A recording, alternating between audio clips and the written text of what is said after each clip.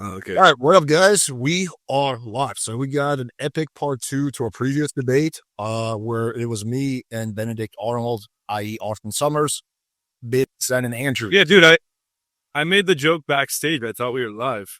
No. Oops. Hold on. Okay, there we But, go. so anyway, so you Benedict Summers. Summers. Yeah, I made the joke backstage. I said that's what you get for letting a 15-year-old debate. It's funny. But anyway, you guys were asking if I could have John come on the team, and so we made it happen. So we're going to be debating the same premises. I actually did a good amount of research, so I think a lot of the terms we were using I didn't really even understand the first time around. But we can get into that. We'll start off, and the format's going to be the same. Pedro's going to be moderating. We'll make opening statements, and then we'll just get right into it. Loose format. And yeah, let's try to keep it on topic. I mean, we can go on some tangents, but it's generally Pedro. I guess your role will be, in addition to making sure no one's interrupting, but keeping things on point if it goes really, really off track. So I want to do that as well. But yeah, let's start off with, I guess, just a very, very quick introduction for everyone who's watching on either stream, and then we'll get into the opening statements. So I guess I'll just go first. My name is Alex. I run a channel called Playing with Fire. We specialize in giving practical, no bullshit dating advice. That's me. John?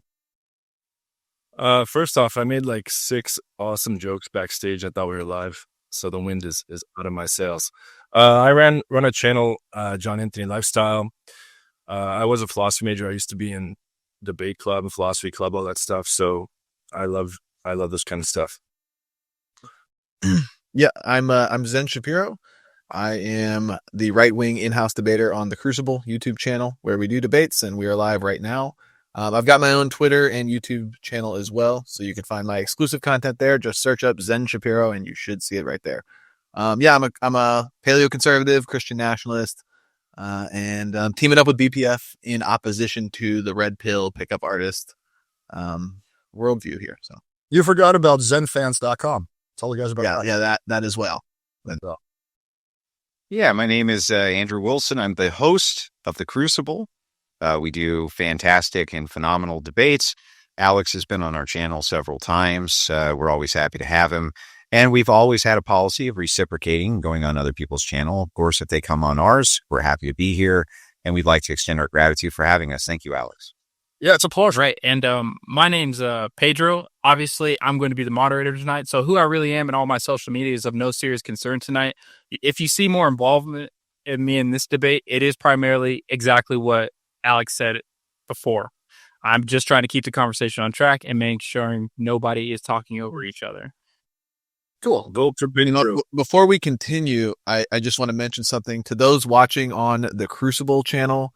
If you haven't been told already, like, share, and subscribe, obviously. But one other thing, if you touch the $sign emblem in the chat where you usually super chat, there's an option to join and become a member of the Crucible. If you do that, you can support the channel, allow us to make better content, and get exclusive perks that you can't as a non-member. Sometimes it doesn't work on mobile, so if you don't see it, go to your PC and do the same thing. Become a member of the channel and show support for us. We really appreciate it. So. Yeah, if you want to see photos of Zen, you're not going to find them for free. Yep. Well, you're going to have to become a member to find out. That's the only way. So, Gosh, should I Andrew? One more thing. I didn't know we were all shouting out stuff. Can I shout out? Oh, yeah, go for it. Go for it. PlatinumDatingSystem.com is where I train guys. PlatinumDatingSystem.com. So, all right, let's begin. So look, we're going to preface by saying, last time the debate got a little heated. I'm sure we'll get heated this time, but it's all in good faith. It's all in good fun. Another day, I respect the fact that you guys are willing to come on and debate in good faith. So I appreciate that. Okay, so the topic that we're going to be debating, we're talking about this off stage, is whether you should. I'm getting a slight echo, Pedro. Let me check on that. Okay, just let me know when that's fixed and I'll keep going. I do not hear it. So I don't hear it. Anybody else got the echo? I don't hear it, no. I think you're good now. Gotcha. Okay, so what we're going to be debating, at least we're going to start off with this, is whether you should have premarital sex, right? Whether that's a good idea or bad idea. And Zen and Andrew are going to be arguing why you should wait until marriage to have sex. Me and John are going to argue the opposite of that. And also, secondly, whether pickup artistry is unethical, and whether that's something that is good or bad. But we'll start off with the first one. So let's start off with opening statements. I don't mind going first again. So pick Brian. Okay, cool. Okay, so yeah, so I was going through the first debate that we had, and I thought it was interesting. I think that where the big disconnect laid was that there were some terms that you were using, some philosophy terms that I didn't truly understand.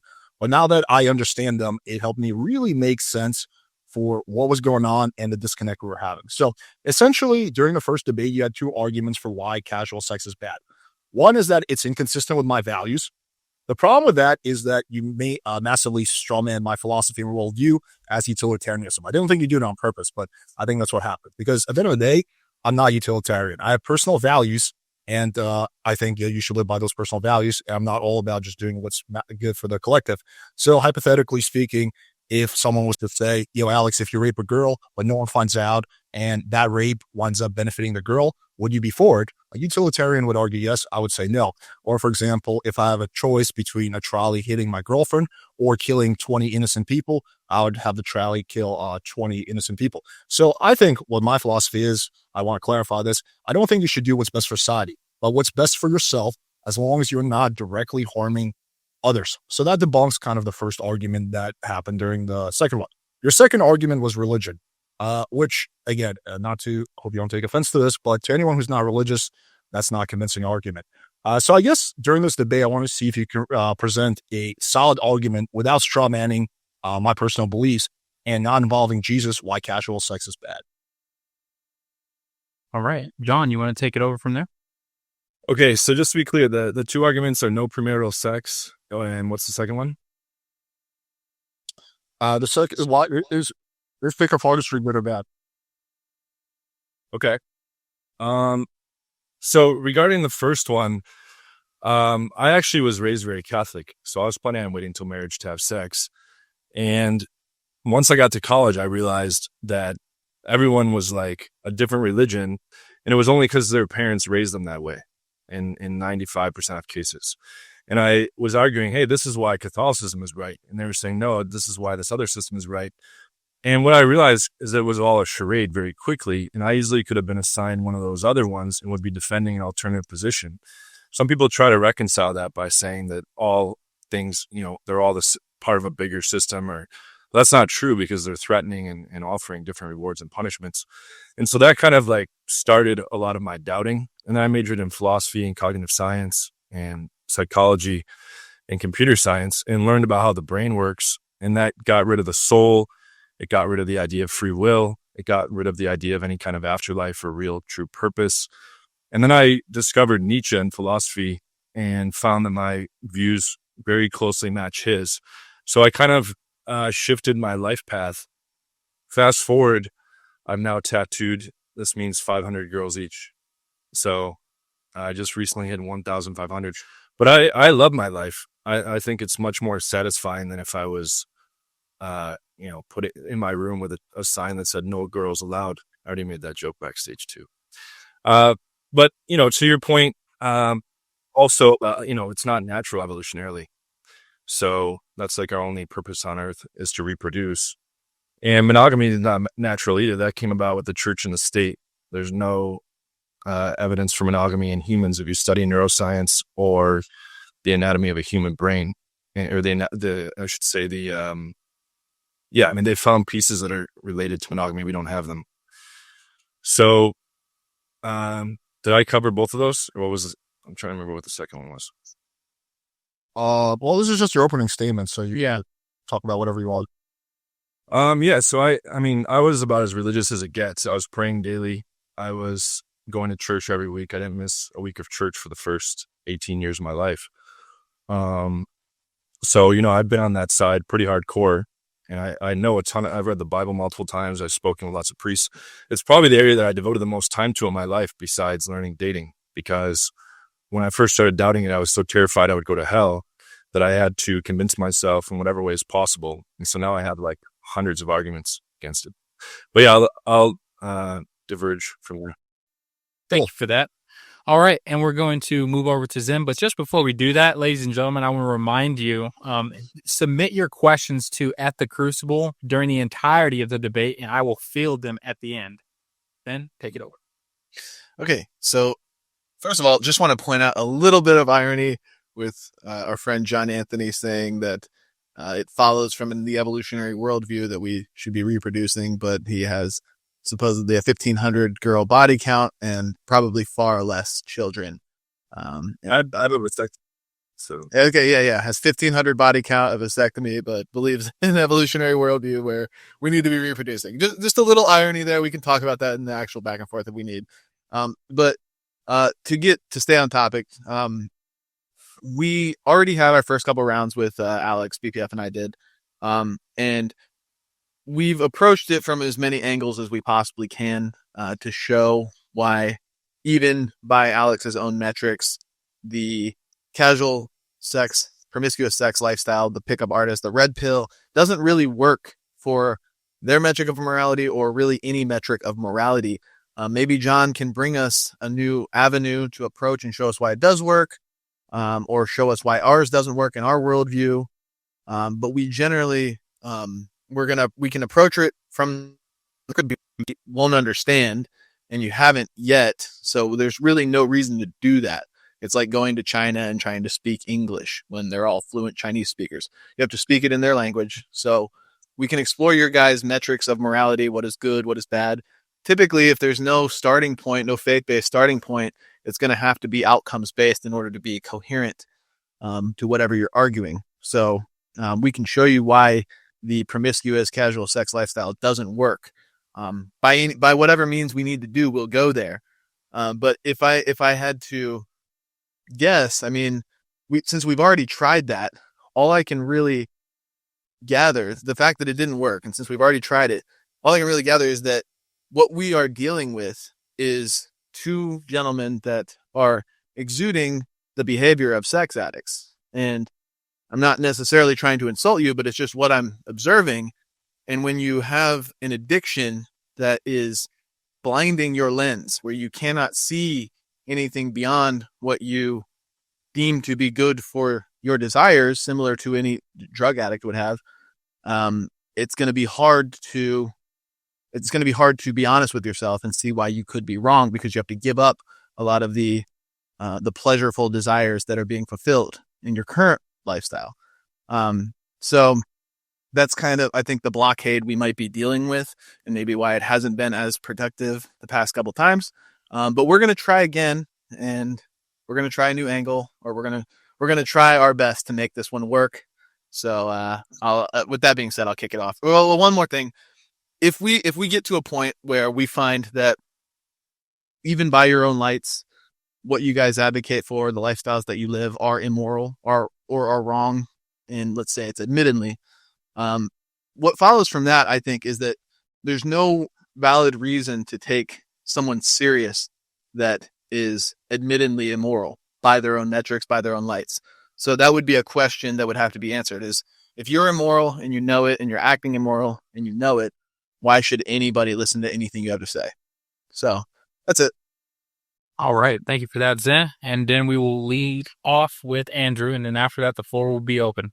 Yeah, I hope you guys don't mind. I always write my opening down, just so that it's very clear. But I did just want to respond to a couple things in these other openings really quickly, because they were regarding a previous debate. First, Alex, we didn't say you were a utilitarian. We said you were a consequentialist. Utilitarians have a specific framework for consequentialism. We just said that you view morality based on consequences because there's just no other way for you to really view it. You asked if we would make our arguments from some other standpoint besides because Jesus told us so.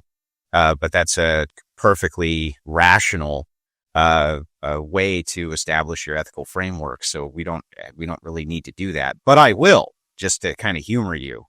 But we don't need to. That's all I'm saying. So, and then also, John, I'm glad that you brought up Nietzsche as being your favorite philosopher, as he died of syphilis. So I thought that was some of the greatest irony I had heard of the night. But let me dive into my opening here. If I ever get syphilis, I'll get it cured. Don't worry. Yeah, well, they have antibiotics now, but not in Nietzsche's time. First and foremost, let's dive into pickup artistry. We have several definitions at our disposal. But we're going to go with the most charitable one for our opponents we possibly can, or at least that we have heard thus far. The definition being that pickup artists teach the skill to men to be imbued with confidence and competence in approaching, talking to, and eventually dating, whatever that preference means, whether it means fucking or going to a movie or whatever. I like that you guys are religious and swear that's going to make things better. Yeah, whatever it is. Yeah. Well, This is just the opening statement. So let's be hurried and let it. Swearing's not cursing. So the cursing means to put a curse on someone. But anyway, whatever that means. What I didn't expect is that we might have to define woman. I was surprised to note that perhaps within this definition, we didn't actually need to go into that objective, but I think that we do. And the classification of a woman for me is simple, which is an adult human female. I was surprised to learn that Alex's co-debater has had, I think, sex with men and claimed them to be women. I can't imagine a single metric in which that's good for society or for the young men they are supposedly. I mean, isn't that like a personal attack, Pedro? I mean, I don't know. Well, it's just for his opening statement. He can so during your opening statement, you can lay out any kind of points you want, and then you can attack that when the floor opens. I'll make sure though, since he is laying out those charges, that you guys get the first round of questioning. Yeah. Okay. I can't imagine a single metric in which that's good for society or for the young men they are supposedly trying to reach with their pickup skills. I can't see how this would be good for the family dynamic or the red pill, even in general. I can't see how this tracks for a societal or even a personal good. But it brings us to a much broader point. I don't think either of our opponents can possibly justify pornography, for instance. Within both our worldviews, it would necessarily have to be bad. From the Alex perspective, just using empiricism and science, we can clearly see the damage porn does to society, and men in particular. It rewires the brain and sexual gratification sensory, requiring more and more viewing in order to reach a climax, which necessarily requires worse and worse veins of pornography to do so. The same would also have to be true of sex partners to the tune of hundreds to thousands. This would have the same porn-like effect for a man, where crazier and weirder sex acts would be required to climax, like perhaps eventually having sex with a transgender person when you say you aren't a homosexual, as an example. Not only that, but we need to look closely at the fact that these guys talk about game. I'm a hunter. Hunters talk about game. Game is what we hunt. Our pickup artist friends over here also hunt game, and what they mean by game is what we mean by game. The thing they are hunting is women. Of course, this is insane because the point of their hunt is the trophy at the end. And that must necessarily be true from their position as well as ours. This means, ladies and gentlemen, they consider pussy a trophy. I'm sure that empowers men everywhere now, doesn't it? I'm positive women are totally unempowered by the knowledge that simps everywhere view their vaginas as a trophy. Unlike the deer, though, women do have high cognitive function just like men and use that to their advantage, creating even further disempowerment for men. I'm sure women everywhere are just as upset as can be knowing men are hunting for their vaginas and sexual gratification and will in no way take significant advantage of that at an intuitive and societal level to stack the cards in their fucking favor. This entire idea of pickup artistry is immoral, inconsistent, and it's fucking stupid, to be honest with you. It's counterintuitive to its own goals, which, if we look at my original definition, is supposed to be to empower men. And that's my opening statement. All right. And I'm going to open the floor specifically up for Alex and John, because those are a lot of charges laid out. John, you talked first, and I want to give you the floor, actually, so you can actually levy some questions toward Andrew. So I'll let you guys go first. Go for it. Unless you want me to go first, John. It's up to you. No, I want to. Okay. So first off, are you guys virgins? Married. Yeah, I'm married as well. But you waited till marriage to have sex? No. No. So, but that's your position? Is that's what everyone should do? Well, I mean, do you think that just because a person makes mistakes, like let's say I had murdered somebody, would it then be improper for me to advocate that nobody murdered people? Or a recovering heroin addict to say don't do heroin, that kind of thing? Yeah. No, you're basically just making an extreme point.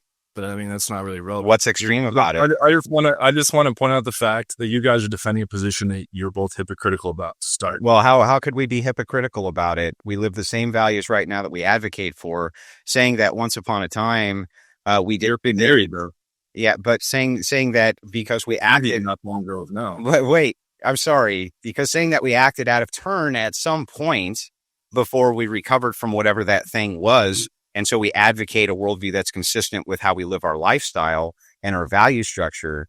That's not only not inconsistent, but you would have to make the case that somehow if you murdered a person, that it would be improper for you to advocate not to murder people. Of course, it would be proper for you to advocate not to murder people. I'm just saying you're hypocritical. That's the only thing. That's fact. Well, no. Hang on. Hypocritical, I think, would imply that you haven't changed your behavior. Like if we were advocating for a monogamous lifestyle, but then it came to fruition that Andrew and I were both engaging in your guys' lifestyle, like in open relationships and whatnot, that would be hypocritical.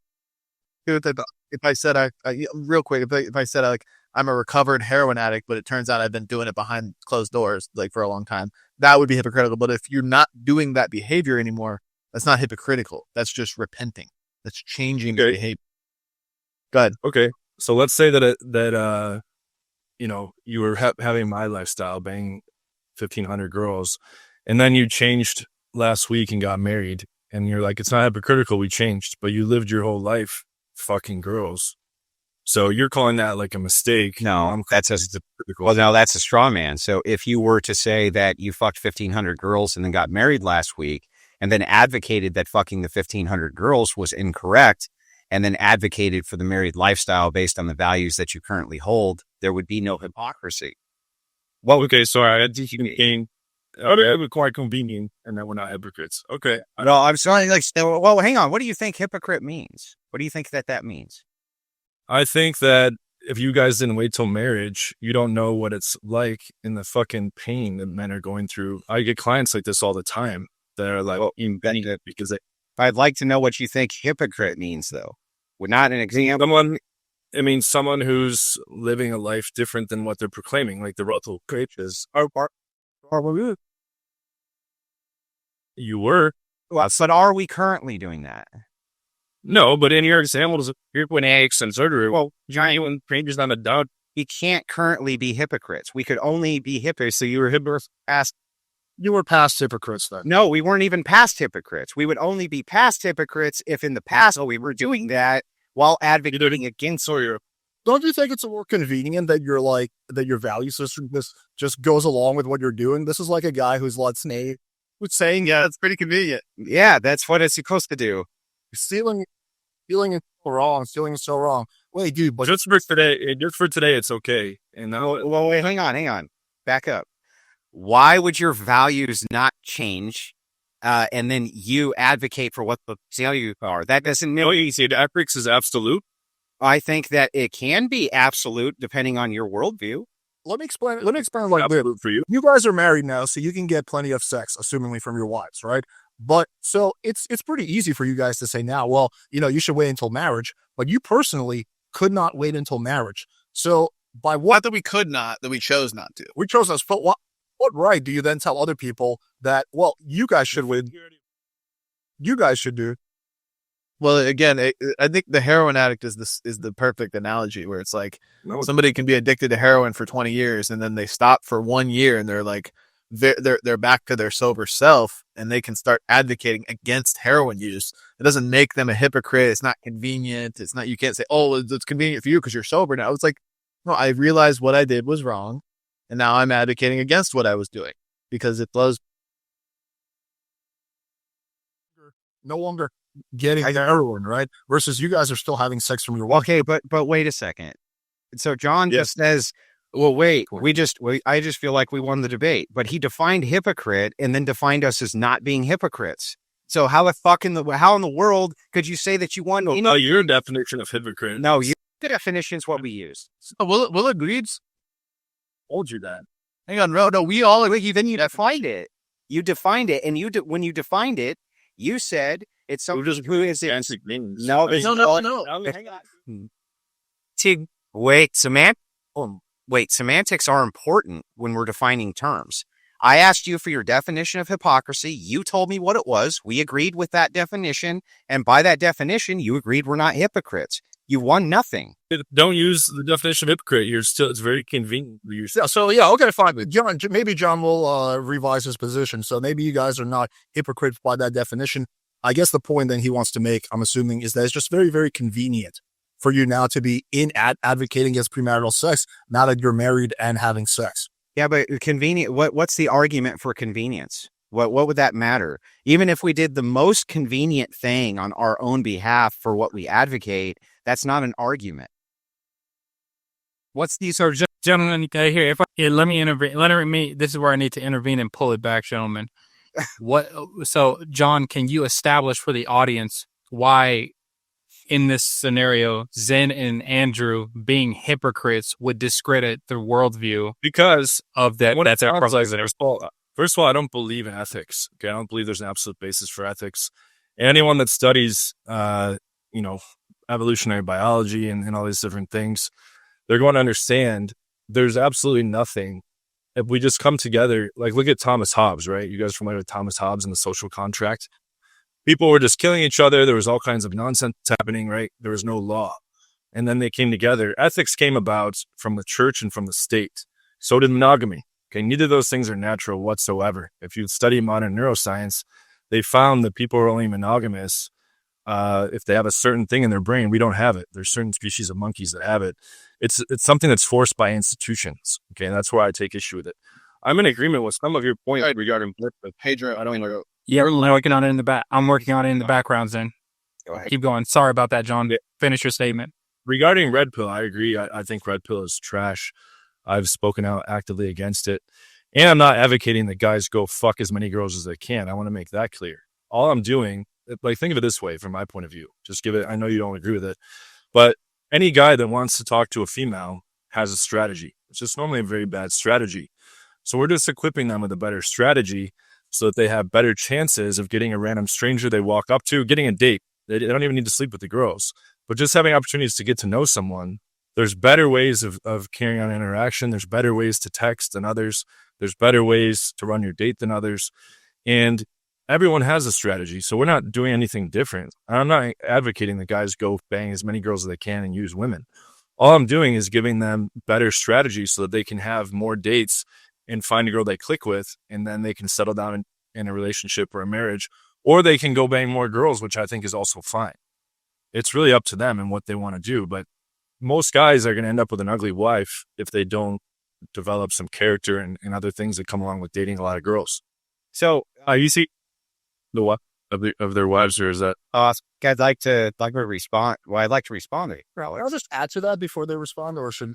I mean, that's a lot of charges laid out, Alex. They need to be able to address that. So, Andrew, you go, and then Alex, will throw it back to you for your questions. Okay, fair enough. Okay, so first and foremost, you say that you're not advocating.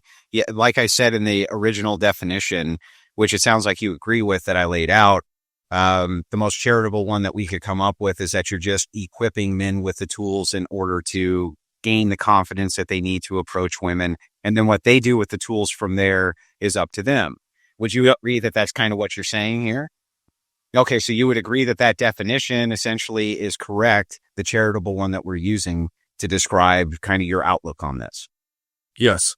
Okay, well, if that's true, then you have to reconcile that with the fact that you're fucking 1,500 women, right? That's different. That's me. I'm a sex addict. Yeah, if you're in order to reconcile this, you're saying that as an example, you being an example in this case for your audience, what cues are they taking from you? Are they taking the cue to go fuck 1,500 women, or are they taking the cue to go settle down with a nice wife? Which one do you think is more likely? Probably the cue about banging a lot of girls. Yeah, probably. So when we talk about your value structures and your morality, it's hard for us to assume that when you guys say to us, we're just trying to equip men with the right tools to do the right thing, that you're kind of full of shit, because you, by your own admission, you're saying what men are going to do is take my value structure and apply it. Okay, cool. Can I respond? Can I get my retort to it? Because I want to clean up what John said earlier, because actually Andrew made a somewhat decent point. not the perfect. I think a much better way of phrasing that is it just hurts your credibility. It's like a person who used to steal to feed their starving family, but once they move to a first world country where food is abundant, they go on and they say, "Oh, you should never steal to feed your family. It's so unethical." Meanwhile, you used to do the same thing when you didn't have food. It's the same thing here. Yeah, now that you're getting sex from your wife, you're saying, "Oh, it's so unethical to have sex, outside of wedlock." But then when you didn't have a wife, you were doing that. So I don't think it's hypocritical. I just think it hurts your credibility. The hypocritical.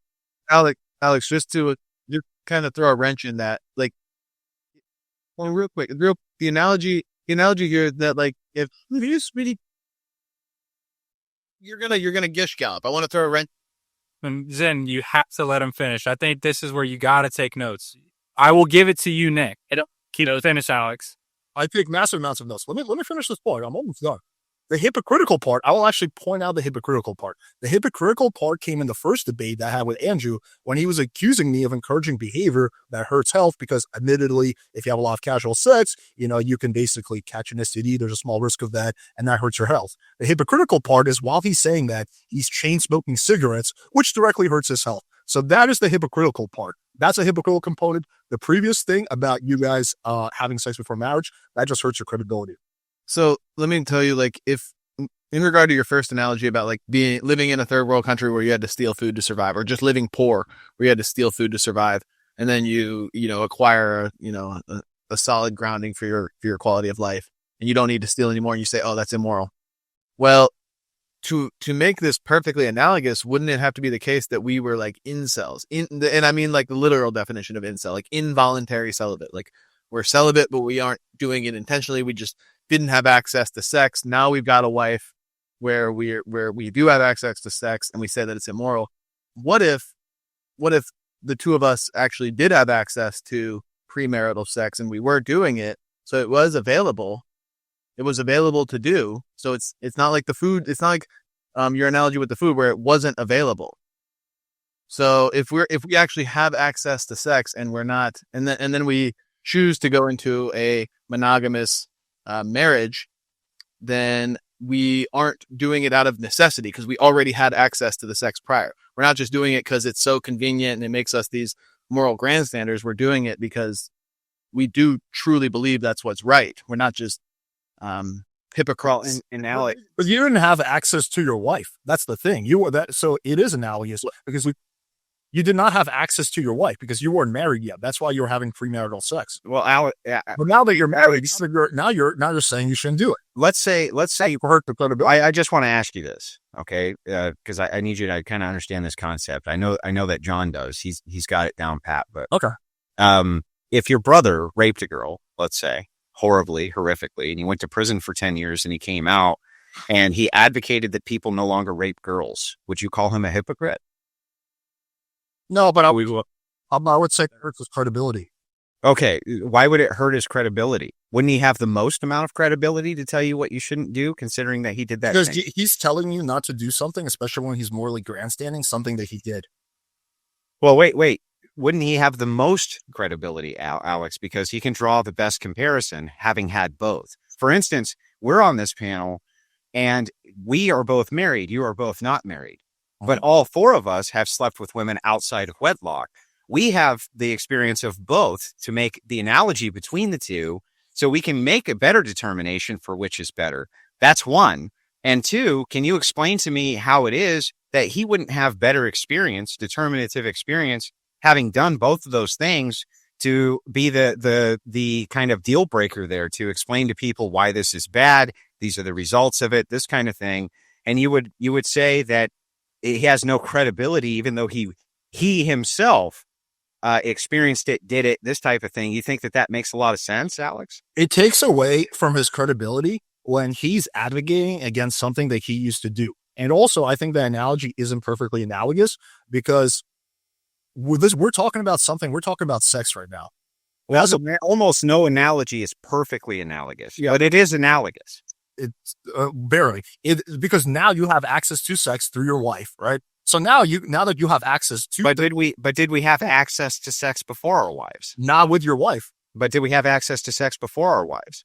I don't know. You're saying you do, so I'll just take your word. Okay, so if you're taking my word for it that we had access to sex before our wives and access to sex with our wives, then we have the most amount of experience to draw from to speak on both of these issues, right?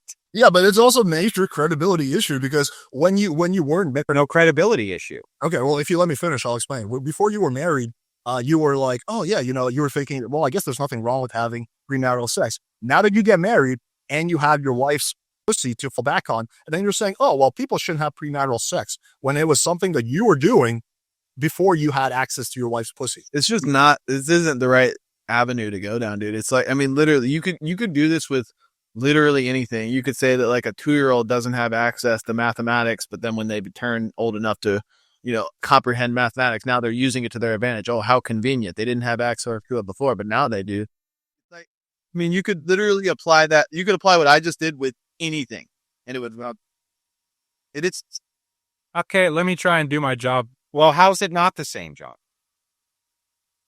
A 2-year-old didn't have access to mathematics. So you're saying, quickly, let's walk through it slowly. 2-year-old didn't have access to mathematics. Pre-married man did not have access to married sex. Okay, go on. We're go ahead. okay, and no, continue from there. What are you saying? Okay, so what you're saying is that it's not the same. I'm showing you why the analogy is exactly the same. 2-year-old didn't have access to math. Pre-married man did not have access to married sex. 2-year-old grows older, he now has access to math, and now he's using it to his advantage and whatever. Married man now has access to married sex, and he's using it. There's no ethical implication with math. Well, there could be an ethical implication for math. Let's say you were a member of a math cult and you derived all ethics from math. You could do. We're already shown his analogy doesn't apply. He just Why? Question like this. In the example I gave, let's just say, hypothetically speaking, Pedro used to live in fucking Somalia, where he used to steal to feed his family. Sorry, Pedro, I don't mean to throw you under the bus. No, that's good. That's cool. He used to steal to feed his family, right? Is he a pirate? Is he a Somalian pirate? Yeah, maybe some fucking Somalian pirate. Yeah, he did not. He went all out.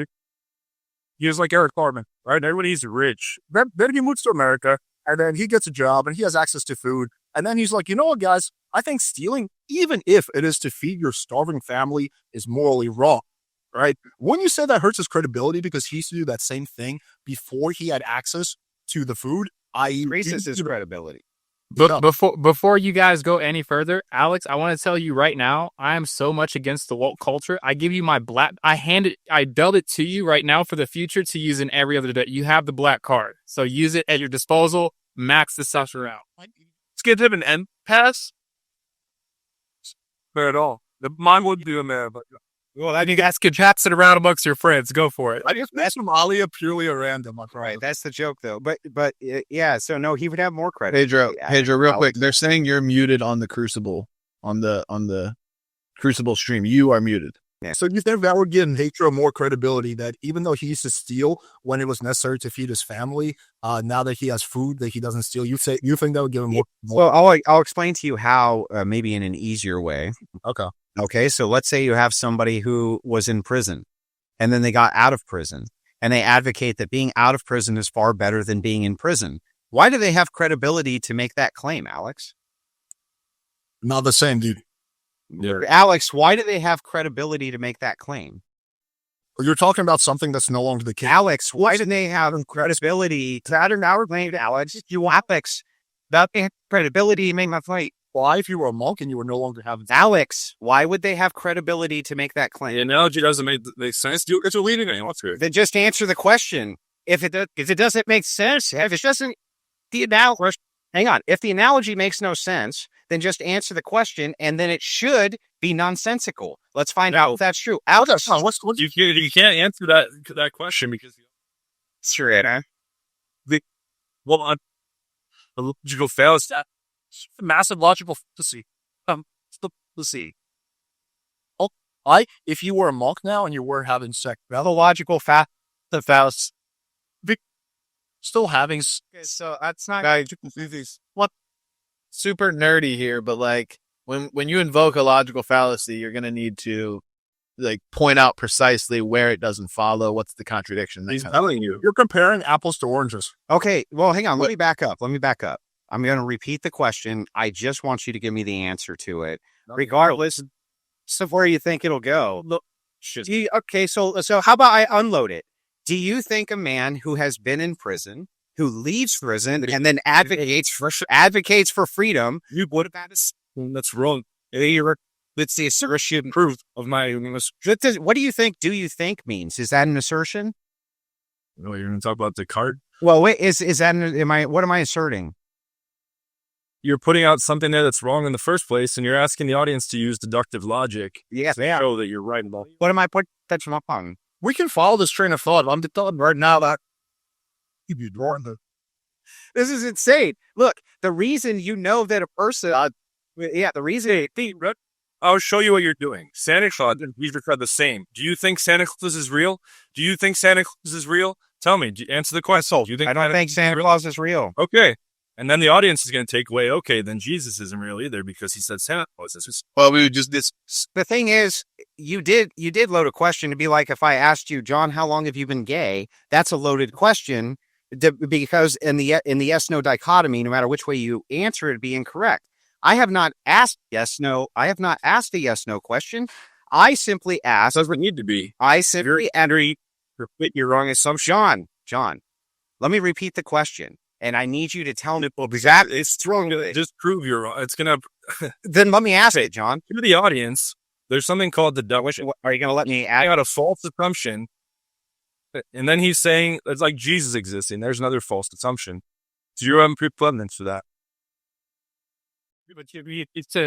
But John, you just listen to his question. You have to kind of grapple with it. No, it's an unfair question, and you should use let him repeat it because I've almost forgotten what the question even is. You don't have to answer it. right assumption. Look, you don't have to answer.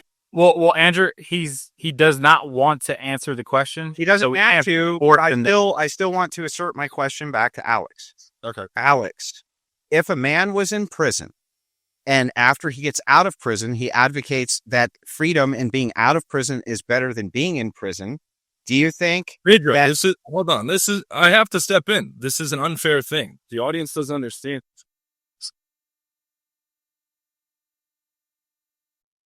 Literally, the only rule this fast is you're only going to create more chaos. John, I'm telling you right now, I understand as another debater why you don't want to answer the question. That's cool. That's not no, dude. But you're not allowed to not allow the other debaters to not feel the Let question. me state my position, please. Okay. So you can understand. Okay. With his example where he said to me, "Are you gay?" Answer the question, right? Or do you like men? What was it? That wasn't the question. The question was, how long have they been gay? Okay. So for the record, I'm not into dudes whatsoever. No, that's not. Guys in Glasgow, Major? No, you're fucking not, dude. I don't believe you. When did you drop out? That's an unloaded question. When did you drop out of Boogie? I'm sure I'm 100 times forbidden. You could be in a fuck sick, but does it get personal? It doesn't need to get personal, John. I get what you're saying. Just let Alex try and interact with Andrew's question. Dude, Let me finish. This is off the rails. Okay? You can't fucking load up a question with a bad assumption just to get a little show for the audience. What's a bad assumption? Pedro, they speak your. Sorry, hey guys, I'm sorry, Pedro. They still can't hear you. And that is in, but the mind at the same time. And then he says you guys are scared to answer the question. No, he's making an unfair move, and as a referee, you need to call it. Tell me, you stood up, not explained what's loaded, what the unfair assumption is, what the We have. Yes, he has. Why don't you do it again? And we're going to be quiet on this side, but you need to actually explain the logical fallacy or the assumption that I'm making that's incorrect or anything like that in just asking this question. That's insane, but you got the floor. Okay, I'll let Alex feel it because I like the way he put it. Yeah, well, what I'm saying is is that you're comparing apples to oranges and you're setting up a premise where you're pretending like we're comparing apples to apples. I will happily follow your train of logic. I'm just pointing out that it is flawed. So if you want to ask this question, I will humor it. But because I don't want the assumption made that I'm afraid to answer questions. But I'm telling you, like, your line of logic right now, where you were going, is entirely flawed. Because again, Explain why. So Explain why, so everyone can know. we want you to admit that apples are apples when they're oranges. And Pedro's saying we're scared because we don't want to say apples and oranges are different. He's not saying you're scared. He's not saying you're scared. in the example that Andrew that he was going with, he was going to say, well, a person who gets out of prison, doesn't he have a really good basis to talk about why going to prison is a bad thing, right? And he's going to use that to compare it to his own situation where he was he was having casual sex, but now that he's married, he's more or less reformed. But that analogy does not apply because he's still having sex. It would only apply if Andrew was now a monk who completely abstained from sex, and his argument was that sex is evil. Then that analogy would be analogous, and that would be perfect. Then you can make that. All right. Then you ought to be able to make a claim against this, or you ought to be able to answer it in a way that makes sense in the context of what you're saying. So let me field the question to you one more time. No, he's doing it again. This is fucking dumb. Yeah, I think I understand what we're doing. Well, interesting. I've already pointed out why the law, John, so it's not analogous. I reject that, and I can prove it by following logic, and we're going to determine which one of us is correct and which one of us is wrong. Well, what is the problem with that, John? Can you tell me what the issue is there? You know what the problem is. No, there's no problem. Alex, let's explain to you. No, Alex explained. He explained his assumption, and I reject his assumption. How? So because he put in a presupposition that I'm going to compare this to some other bizarre situation. He has no idea what any comparison is going to be. He has no idea, nothing. There's no reason for him not to answer the question. Let him answer it. I know what it is because I heard the question, and it's apples and oranges. So Yeah. How about this, guys? Alex, if you want to interact right now, tell me so. If not, we'll move on. If so, we're going to go to a different line of question. Fine. Okay. We'll move on. We'll move on. Why don't you guys field whatever questions you want to us? We'll actually answer them. You do that, and then. Yeah. Hang on.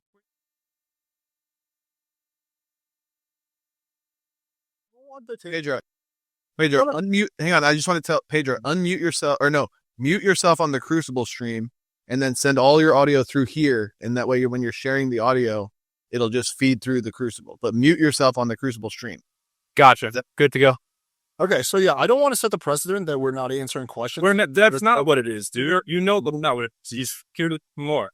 Listen, I'll fucking leave. If there's going to be an unfair fight, I'll fucking leave. Like, Pedro's not doing his job, straight up.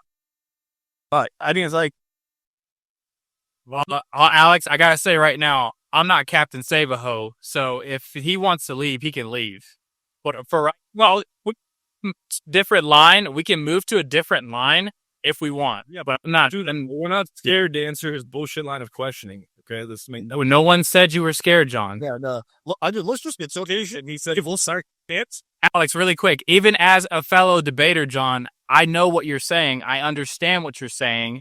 I know why you're discrediting the argument. I get it. You don't want to answer the question. I would, in some instances, say the same thing on different subjects if this kind of thing has been done. I'm not calling you afraid. No one calls you afraid, okay? Leave. We can move on now. Clear. I'm not going to keep fucking bullshitting around, guys. He's saying we'll actually answer the question. So the audience is like, they don't want to answer the question. Yeah, but I don't care what your audience thinks. I care about logic and reason, John. I don't give a fuck what your audience think, John. I don't fucking care about your audience, John. Answer my... I'll send you a mathematical proof after, and I'll make it a community post to show you where your logic is wrong. Right. You're going to do... It should be simple. It should be simple to point out where, like, in premise 1, premise 2, conclusion, it doesn't follow. Just move to a different line of questions. Just Alex, I'm going to hand it to you. Ask a different question to send us on a different line. Go. Okay. In spirit of being standing with solidarity with my team partner, I'll just move on to a different line of questioning. Okay. My mind went totally off track. Okay. I want to go back to what Zen was saying in his opening statement. So let me just, because I wrote down what he was saying, I want to just quickly. Okay. So hold on. What are the rules here? Ignorance that was invoked was. There was no interrupting, really. No person. Okay, but that's leading the witness, and the judge is supposed to come in and fucking stop that, and a lawyer can yell objection. When I did that, we were painted out to be scared. So I just want to know what's going on here. Well, I objected to your objection. So shouldn't we leave it to the judge to see who they fall down on since he's the judge, John? Well, we can't because the Crucible stream can't fucking hear Pedro. We can't appeal to the moderator right now. We got to handle this between us. But I can appeal to the moderator. The moderator can't hear us. So Was you saying a court of law objection, and I object to your objection? Who do we appeal to, John? The judge. Okay, well, great. So You then the judge says that it's okay for me to ask the question. You shouldn't have any complaints, right, John?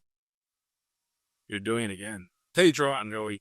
Said my dude, it's your logic and reasoning. Child, let's just keep this on track. Pedro, so what is your decision? Are we moving to a different line of questioning? Yes. Okay, there we go. Let's try to like not get into personal attacks and just gonna derail the whole thing. He already has. He's been nesting them in all of his fucking responses. I know. Well, that's what I'm saying. Let's not get. I'm sorry to keep like interrupting with this stuff, but apparently, Pedro, nobody can hear you on either stream. That's okay. One second. Credit? He can hear you. Can you fix that? Okay. Yeah. Dewey fix that. I really think we should take a second. That audio issue. Let's take a second. Let's fix that, and then we'll get back into it. We'll just take a break because we're gonna go down a new line anyway. We're not really cutting anything off here. So Okay. One's in Alex's chat if you can hear me right now. This is just Alex's stream. Ours Okay. just went what? down. So Yeah, I took it down for a second. Okay. Don't worry. I'm not going to start. that ones if you can hear Pedro. They are all putting ones in so they can hear you. Okay. Perfect. Okay, good to go. Now 1 second. Studio.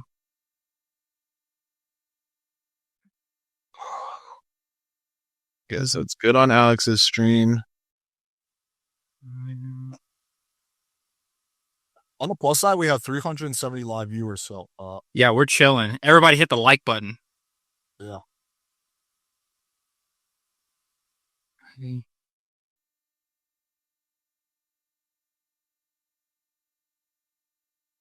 Just let me know whenever you guys have it fixed on your end. We'll just work. Got it. Okay. One's in Alex's chat if you can still hear me. Okay, one's in Alex's chat if you can still hear Pedro. One more time. Okay, we got 1-1. Beautiful. Beautiful. Multiple. Okay, yep, they can hear you. Okay. Now I'm bringing up our stream. Still should be good. Okay. Why wouldn't be? You're showing the chat right now. Okay. So, All right. One's in our chat on our stream if you can hear us. all right, chat, Crucible chat, one's in chat if you can hear Pedro.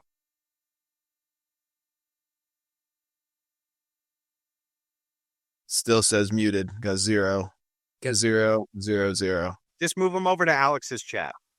Yeah. Everybody, I'm going to send you the link. You're going to have to watch this on Keep the stream running. Keep the stream running on our chat, on ours. But send everybody get into Playing with Fire. Get into his live stream. Boost his algorithm and like his shit too. I mean, he's hosting the fucking debate. So go over there. Go to Playing with Fire. Put the link in chat for him, Pedro. Let's keep moving with the debate. Shit, I put the wrong. What's the words? You can obviously, you're more than welcome to just take this and repost on your channel. We'll probably do exactly that. We'll probably download it and then re-upload it. But for now, get over there to literally type it in. You know. Okay, let me know when you're ready for me to continue, Pedro. Right. Actually, I was going to hand it over to John. So John feels like he's been slighted right now. And I'm trying to remedy that. So I want to hand it over to him. Take us with your next question that you have, John. Can I do like a point by point response? Because I think Andrew made some points that I want to respond to, but I didn't take full notes. So like, yes, sir. Let me just be like piecing through like, so like I banged 1,500 girls. I probably am a sex addict, right? I'll admit that. But I tell my students very clearly that the goal is not to bang a lot of girls, even though that I did that. I tell them that that's how I made the system so good because I evolved and optimized it with all that data. Well, does that make you a hypocrite, John? No, because I tell them they can't bang a lot of girls if they want to. No, because they can bang a lot of girls if they want to. I don't give them any. Well, that's awful convenient, John. It's awful convenient, isn't it? That you're just flowing whatever your ethical flow is with what your current belief. I don't have an absolute basis for ethics. Right. So the thing is, though, is that aren't you being hypocritical by levying that same charge against us in your internal critique? That makes no sense, John. No, because I'm not advocating that guys shouldn't fuck a lot of chicks. I'm not doing the opposite of that. They can go fuck a lot of chicks if they want. I'm not defining what their direction is. I'm just equipping them with a better strategy. Right. But earlier we had already gone over this, and I asked you which one do you thought was more likely, if you thought that they were more likely to follow the in suit for what you're doing, banging 1,500 chicks, or if it's more likely that they're going to go like settle down and get married. And you had conceded that you thought it was far more likely that they would follow suit with you. And We did a poll on this. We did a poll on this in our channel, and 40% said they want to date multiple girls. I think like 20 or 30% wanted to have a monogamous girlfriend. So the reason why I make such a big deal out of how many girls I slept with is just to show proof that I've actually gone through and done all these situations thousands of times. Okay, so then by your poll, I'm correct, and you were correct in your assumption that most of them are going to follow suit and try to have sex with lots of women, right? But would you agree on that? That's a little different Multiple girls. than him taking a strong position and saying, Well, I mean, what does that mean? To seeing a lot of girls at once? Doesn't that infer that it's likely that they're going to have sex with a lot of girls, or they're going to try to have sex with multiple? They're playing rotation, which means just at least more than one sexual, or just a non-monogamous casual dating situation. Right. Okay. we are comparing apples to oranges again. It would be Well, analogous. apple poll, that's empiricism now. How are we comparing apples and oranges? Yeah. Well, I'm going to explain it. It would be analogous if John was now saying, yo, I don't think you should have sex with a lot of girls. I think you should only have sex with one girl. Then you would have a point. If he changed his position like that, if he did a 180 on that position, then you would have a point that it would be extremely hurt his credibility. He's focusing on the dimension of just what I appear on the, like, you know, when on my channel, when I'm talking Right. about banging a lot of girls, what are guys going to take away from that? But that's just a problem potentially with the messaging. I try to use that as proof to show that I'm different than these other guys in the space, but I agree that the messaging could give guys the wrong idea. Right. And That- so, and we've actually noticed that internally, and we've made adjustment over the past couple months to not focus on that. As but your own internal polling shows, they 40% want to be dating more than one girl. right? So your internal polling shows that regardless of what the adjustments, That doesn't mean tons of girls. okay, even if it doesn't, it's going to be more than one in a monogamous relationship, and certainly none of them are clamoring to get married if they're dating old school girls. Like, He's not saying it's bad. He's not going the opposite direction. He's just saying that he's agnostic about it. He wants his clients, as far as I understand, to do what's best for them. I'm just giving another strategy. I'm not even arguing that. Is that correct, John? Like you're kind of agnostic about this. You don't care if your clients use strategy. No, I don't tell them at all. I don't tell them at all that how many girls they should be with, or that they should date multiple girls. You're agnostic. Yeah, you're agnostic about their goals. All I'm doing, like let me simplify my position more. Like, if you realize that, like, let's say a guy that knew nothing about formal pickup, realized that when he says like A versus B, the girl responds more positive to A, and he tells his friend like, hey, try saying this instead. He's just now taught that guy a better strategy that's going to, in the long run, presumably, you know, it's a small sample size, but for the argument's sake, we could increase the sample size. If there's a better move at certain junctures, and he told his friend about that, then that would be increasing his odds of getting more dates. So that's all I'm doing. That's my only job, is just to give guys. John, we've already established. Guys all have a strategy. It's just a bad one. Yeah, but John, we've already established, both of us, that coincides with our very charitable definition of what you guys think you're doing. Our counter argument to that is that's nice that you say that that's what you're doing, but what's happening in reality is you're training men to be simps for lots of vagina. And then when you do an internal poll, essentially proving that that's true. Now we have empirical evidence to go with our argument. Yeah, hang on. I'll finish, and then you guys can critique it if you'd like to. Huh? But now we have an internal poll essentially proving that that's exactly true, that these men want to have multiple relationships with multiple different women. Clearly, they're taking their cues from you on that. Why wouldn't they be? Not necessarily. Well, where else would they be getting it from, do you think? Society, Andrew Tate, people that are popular. I mean, possibly they could be, but don't you think it's likely that they're getting it from the person that they're watching, whose audience they're in, who advocates those values? Doesn't that seem like it's the most likely thing? I think I could point that was a bad example potentially, but it's different than pickup being bad.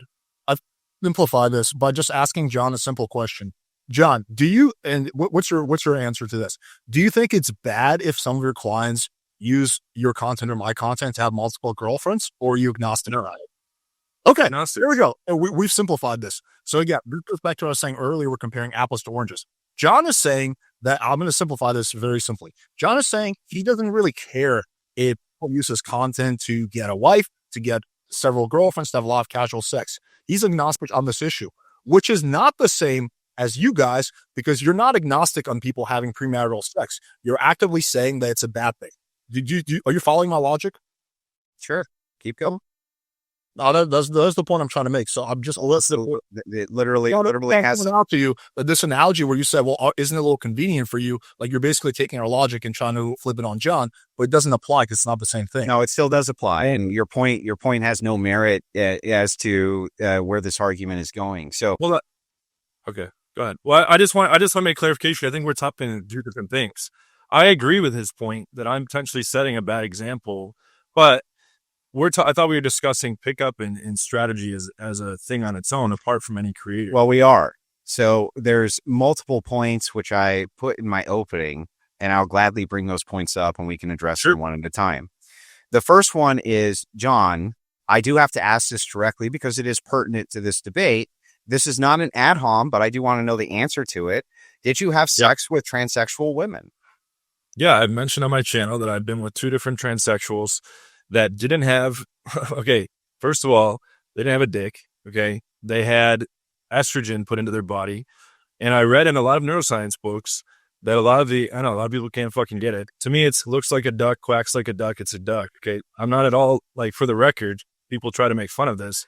For the record, I'm not even slightly into dudes. A lot of times, the hottest chicks in the club. Apparently you are. I wouldn't. Well, hang on, Zen. Let him finish. Okay. Let's say that one of you guys in your premarital sex days banged a chick that you thought was a 10, right? And then you found out 5 years later that was really a tranny. Does that make you gay? You didn't. Yeah, hang on. You're not. Mute yourself, Pedro. I'm getting an echo off of you.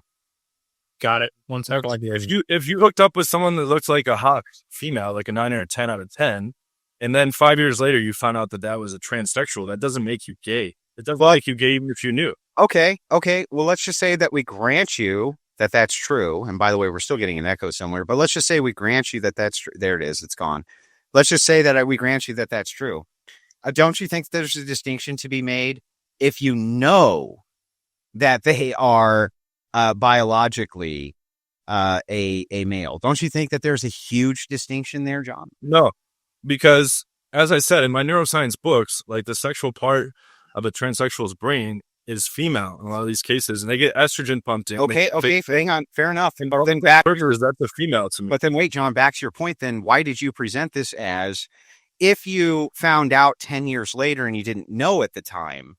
For your all right, well, right. Versus you do know at the time and you do it anyway. Now I got to ask you, since you seem hold on, let's respond to that. Yeah, like I'm not saying, like, I'm basically saying, like, for you to look at it from that point of view.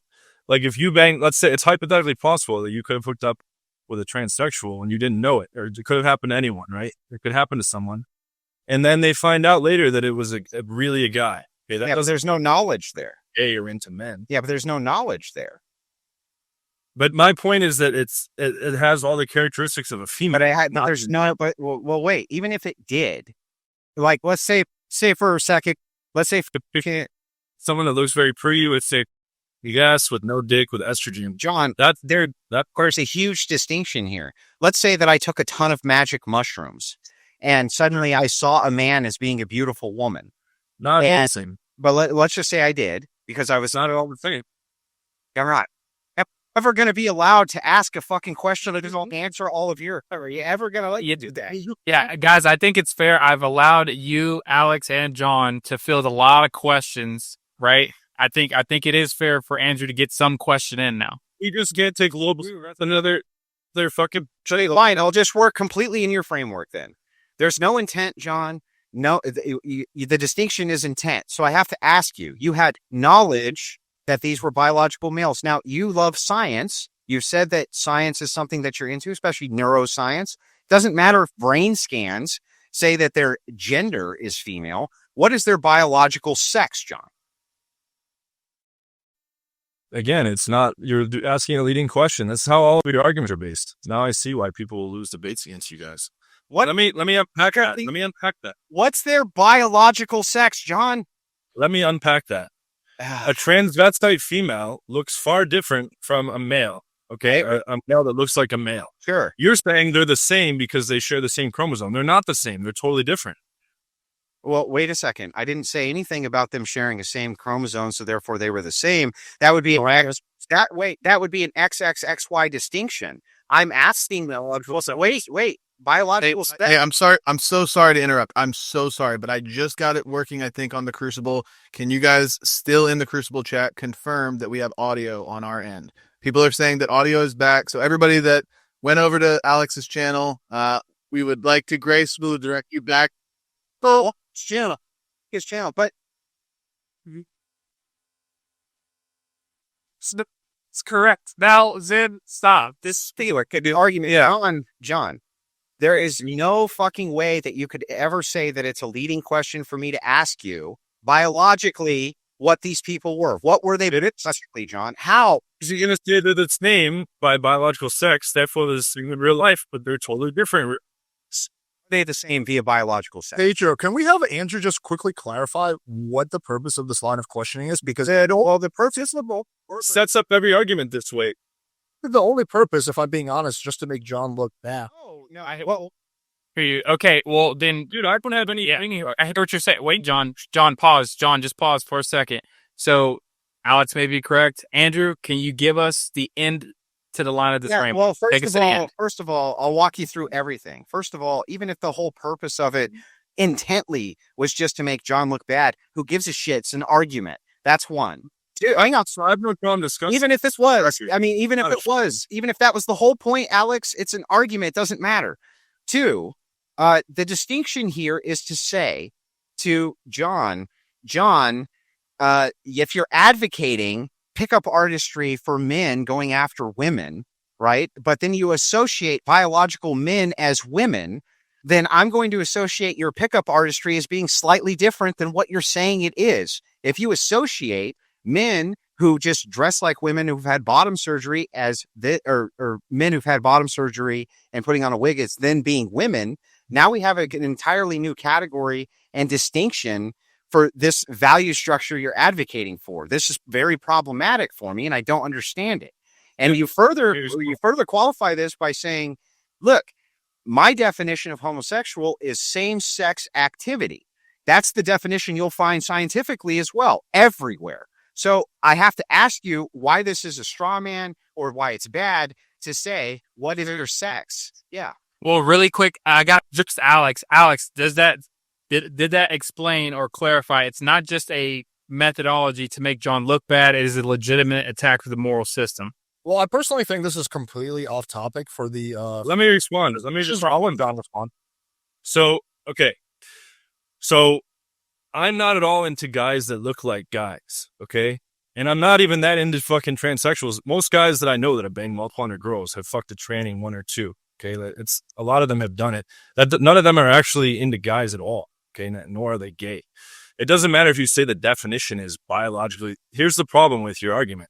You can't say that a man that looks like a man and a man that looks like a perfect 10 female are the same because they share the same chromosome or because they share the same biological sex. You can't say that. What? And I just told you why. Because wait, John. Let's say that a person. Let me continue because I wanted to respond to your points and I'll just let you go through. So let me explain what that means further, right? So for all intents and purposes, if a thing has the sexual brain of a female and it has estrogen in the body and it has fake tits and there's no dick, to me, that looks like a duck, quacks like a duck. It's a duck. I don't like anyone could be tricked by that. You can imagine that happening. And then my point of saying, what if you didn't know and then later you found out, you would have enjoyed that experience. You might have even bragged about it to your friends because the girl looks super hot. And then 5 years later, you find out it was a tranny by some circumstance. And now all of a sudden that makes you gay. No, What do you look like gay to be? Hold on. What do you take gay You to be? hooked up with that person thinking it was a hot female. Okay. And you had the experience as if it were a hot female. And that's what I did those couple times. What do you And it was take all gay to be? that doesn't mean I'm into chicks or I'm into fucking dudes. What do you take gay to be? Guys that are fucking sucking dick and taking it in the ass and like men that look like men. You're saying like we could use this for anything. You could say So I real like- quick. If a woman, a biological female with a working vagina and let's say no fake dick, no bottom surgery, whatever. But she dresses like a man, cuts her hair like a man, acts like a man. Let's say she lifts weights, she's jacked. And a man has sex with her in the vagina, in the working, functioning vagina that she was born with. Is he gay? Because she looks like a man. No idea how this relates to initial debates. Oh, it's Ans dicho, like, say you will pass it. Would that be gay to have sex with a manly looking woman with a functioning vagina? Okay, let's Yeah, let's bring it back. Says on Thursday. No, it says. I think this deserves a clarification once again. I know you kind of made it before, Andrew, but one more time. Pedro, this is Explain how this. crucial. Wait, this is Yeah. crucial. We're at the pinnacle point. We would just like the answers to these very basic questions. This isn't tough. This isn't hard. Please answer Zen's question. Okay, so if a man is hooking up with something that looks like a hot female, that doesn't make him gay. If a woman is hooking up with something that looks like a hot male, that doesn't make her. Or how would it go the other way around? What you know what I'm saying? No, I'm saying if a man like you or me, so just one of us on this panel who looks and is functionally male, and we interpret to be a man, has sex with a manly looking female in the functioning working vagina, is he gay? That looked like a man. Yeah. Yeah, she like has a short hair. Like mine. With my definition, that would be more like a gay act. Yes, That would be gay. it's the looks like a duck, quacks like a duck thing. It's not. It's So not having sex on the vagina. Let's say he gets her pregnant too. He's gay, right? You're just playing with definitions. And did he get his boyfriend pregnant then? All definitions aside, I'm attracted to things that look like hot chicks. The end. Okay? Yeah, I mean, we get it, but the drive in here it's an important distinction, especially when we're talking about your prism and your worldview and how you look at things. What does John's sexual preferences have anything to do with premarital sex? Well, because we're looking at an advocation for what it is that John's advocating for, and John's advocating that if something just looks hot, fuck it. But you're trying to make a character argument, like you're trying. Well, how is this character? Because Hang on, John. All right, that means he's gay. This is all bullshit, Alex. He admitted that he had sex with multiple transsexuals. Yeah, he's not denying it. Well, wait. So how is it character assassination for us to ask about his value structure based around that? I can respond in one sentence. Let's just address the elephant. Let me say the last final thing. Wait, but John, we got to let Alex get in. You've been talking a lot. Justin, You're trying to. And did you hear? I'm not at all into guys or things that look like guys, and I'm not banging lots of trannies either. Okay, for the record, it was two times where it looked like a hot chick, and you can't even tell the fucking difference. And I didn't give a shit, and I still don't give a shit. That doesn't make me I'm into guys. Okay, I got to throw it to Alex now. Alex, get in there. Look, for argument's sake, and this is not true, but for argument's sake, let's assume I banged 20,000 trannies. That still has absolutely nothing to do with the argument. You guys got to throttle down. Alex, you got to throttle down the T word there, bro. The hard whys. Don't do that on. Yeah, don't do that shit. It's bad. Yeah, you can actually get banned on YouTube for that, I think. Say something else. Anything else. All right, my bad. Yeah, okay, so let's just assume I banged 20 million transformers. That still has absolutely zero to do with the argument of whether premarital sex is good or bad. And I think this is like the pattern where like these debates devolve, we get off topic and devolve into like personal character attacks. It would be like, Andrew, it would be like if I was going down your sex history, I was like, oh, Andrew, you did and called me a hypocrite for it. Things that were relevant to discussion. Right, well, this is relevant to the discussion, Alex. You still haven't shown how it was relevant. Yeah, I did multiple times. Would you like me to explain it one more time? No, point is that changes my teachings if I. Well, not just that, but it changes the moral purview in which our arguments, grounding, and foundations rest upon. It's important for us to understand the distinction in how you guys view the world if we're going off the definition of pickup that I gave in the beginning, which you both agreed to. Now, in that definition, I said the word woman, to date a woman, to go after women. You both agreed to those terms. Now hang on. Now we get to what a woman is, and suddenly there's a little bit of fucking confusion here, and I want that confusion to be alleviated. No, all points are right. Any confusion at all. Okay. Hold on. No, Alex, There is some Zen. Wait, they gotta stick to that. They to that. Those. I want to clarify. Alex said there's no confusion. I promise you get to respond. We're saying there is confusion because the two of us have a definition of woman that has a hard line that is distinct from what you guys. You're calling the word answer. And you just I hear you, John. Zen, I need to. Andrew just laid out a full point. They have to address it, and then it gets to you. Okay, this has to be the way. I already said what I need to say, so let him go. Let me tell you really quick. All of you, no. I need to tell you the problem with all of you is this right now. You all have been doing a little bit, not a lot, of diatribing, and then each party has to address a lot of things. I don't agree with that. I've been very Shorten it up. Okay. Go ahead. Okay. Go ahead, Let's John. go, Alex. Okay, we can solve the training thing very quickly. Okay, I'm not into things that look like dudes. I bang 2 chicks, things that I consider chicks. I don't consider those dudes at all. They share all the characteristics of females. And it doesn't change my ideology or my ethical system or my teachings. Well, but it does, because the idiom here is that if you're trying to teach men how to go after women, you didn't listen to what I just said. I did listen to what you just said. The definition of a woman here is going to be very important. Our definition of a woman is... No, it's not. Yes, it is. No. And our definition of woman here is very simple. Playing games. No, there's no game. There's literally no game. The only game is that you dodge every single point that's made. The definition of a woman, from our standpoint, is adult human female. The definition of a woman for you is whatever you want to fuck that you think is hot. No. Well, then what is it inland to you? Okay, you admitted that you could have been tricked by a transsexual and found out years later. Correct or incorrect? You admitted that already. You didn't.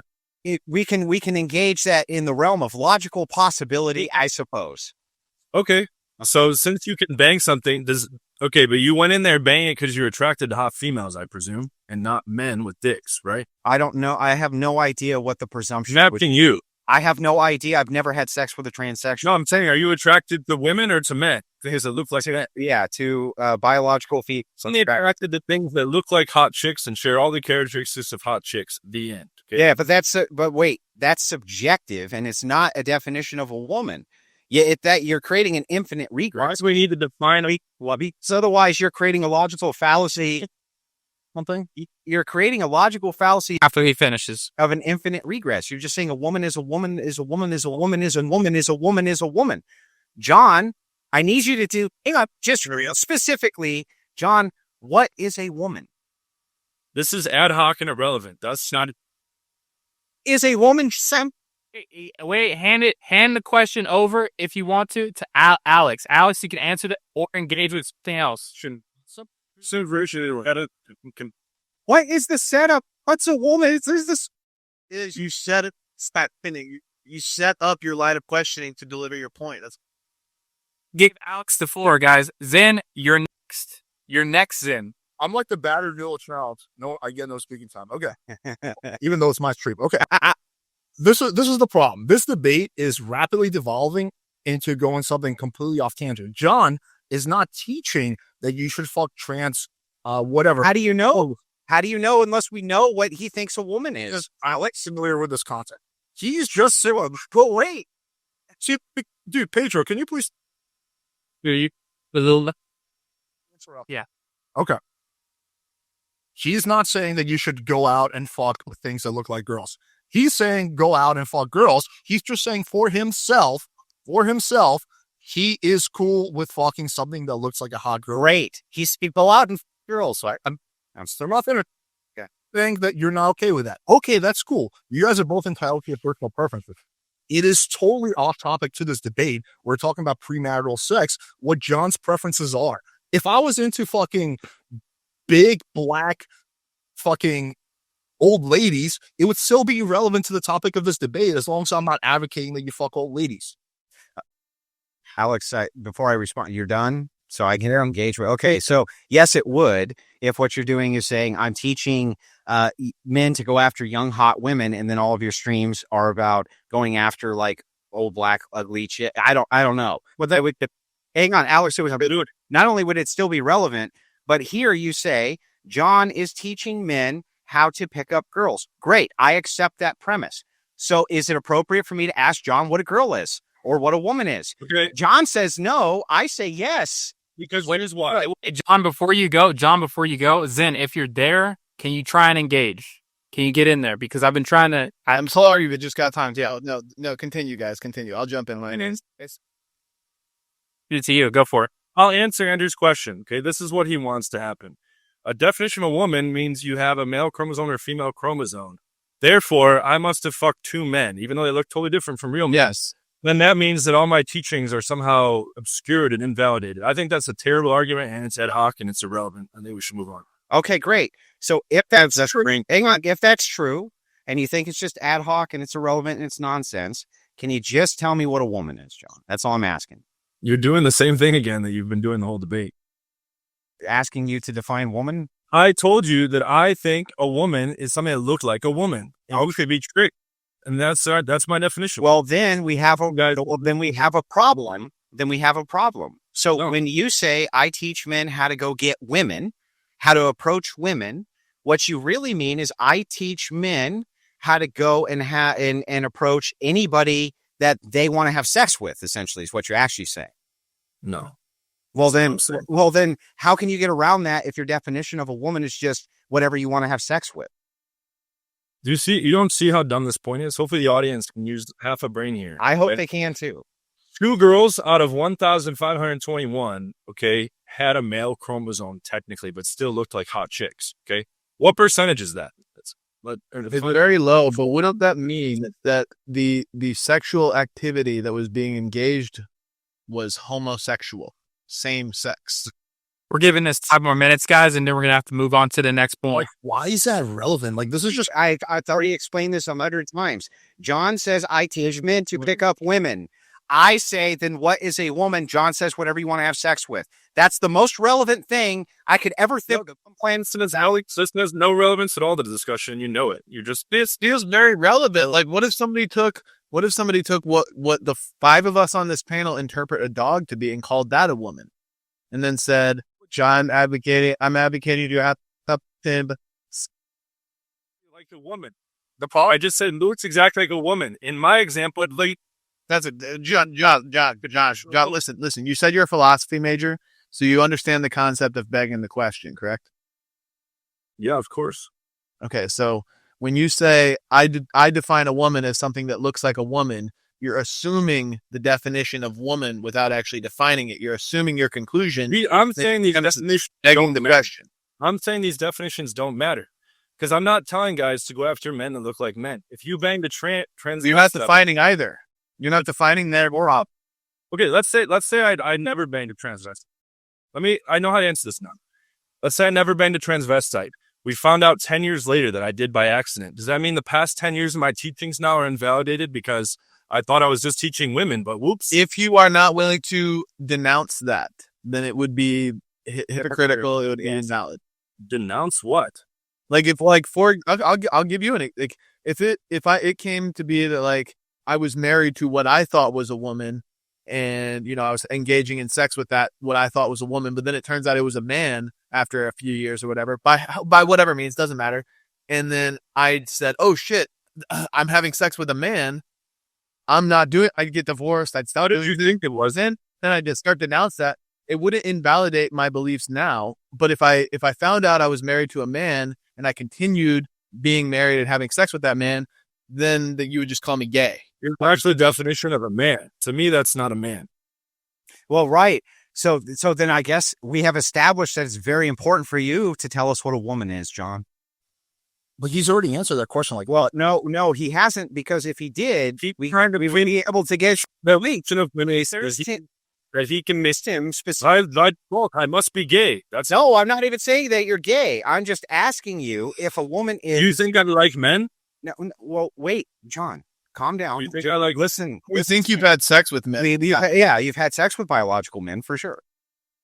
Biological men. Look, I've already answered the point. I'm not questioning this. Why move on? It looked like a hot chick. You could be fools. It's a matter. Yeah, you're right. So is this evolving into like a criticism of John's sexual choices? It is. criticism of John, and it's a criticism of what John thinks. We're in an argument, Alex. Did you think in the argument that we were going to swap candy with each other, or we were going to guard? Now this is over. You guys are not moving anywhere on it. I'm going to move the next thing to the next point. I'm going to let Zen Shapiro fill the next question in order to send us to our. I want to stay on this fucking plot. What do you mean, Bert? I'm like, Hey, if you did you sacrifice it and it goes back to the other team? Alex, what is the next point you want to go to? knocker. There we go. Then like get back on balling. That's stonewalling for the other team here, bro. Okay, 1 second, Alex. Then the problem is this. Then you guys are saying the same thing over and over again. No, you got not. No, not you, Andrew. You're not saying the same. I get it. You're making a point, but they're not engaging with that point. So we're not going anywhere on this. We engaged the whole time. No, not really, because the logical conclusion didn't follow from what your answer to what a woman is.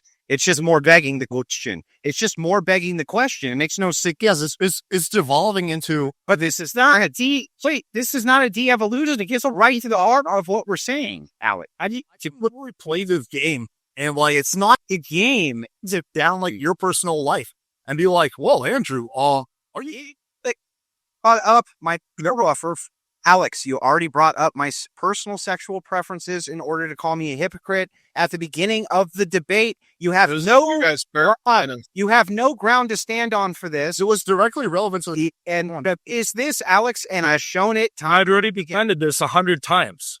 The answer to your question, what defines a woman by definition, is not relevant here because you're just going to twist it to say that It's irrelevant when you're talking about attracting women. You have to be able to define women. Yes.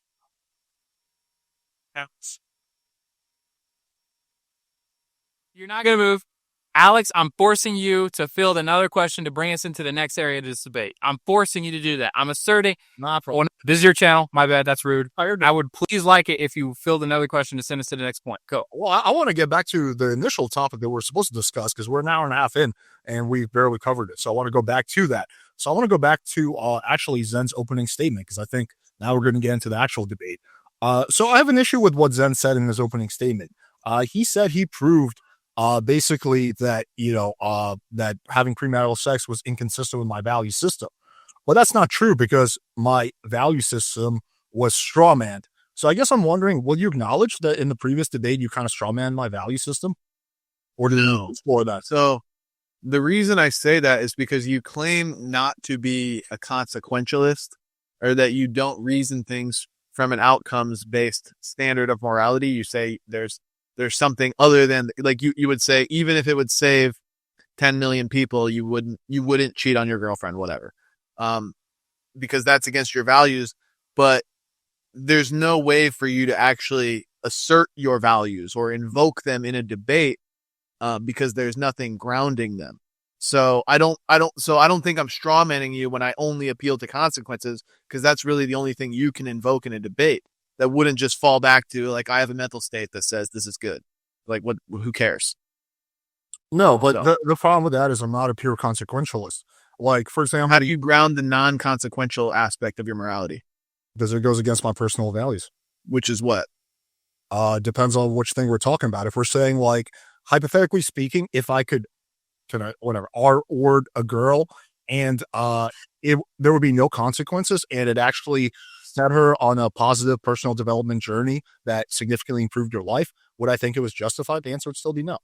Well, yeah. Well, the problem is I don't think that the consequence is the only thing to define whether something is right or wrong. I think the inherent action also is a bad equation. Yeah, you have to have it. Yeah, you have to have an answer for the grounding. Like, why would it be inherently wrong to do certain things?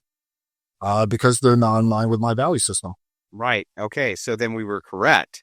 And it's the consequence of things that go against your own personal subjective value system. No, he just. Well, not only that, then to be clear, Alex, what I'm saying is, like, even if you say it's not outcomes based, when you say it goes against my values, that's what I said. It's just a mental state that you have that says this thing is bad. But we all in a debate, you can't just invoke like, I have this mental state. well, I don't have your mental state. You can't make an appeal to that. You're Just not a valid argument, I should say.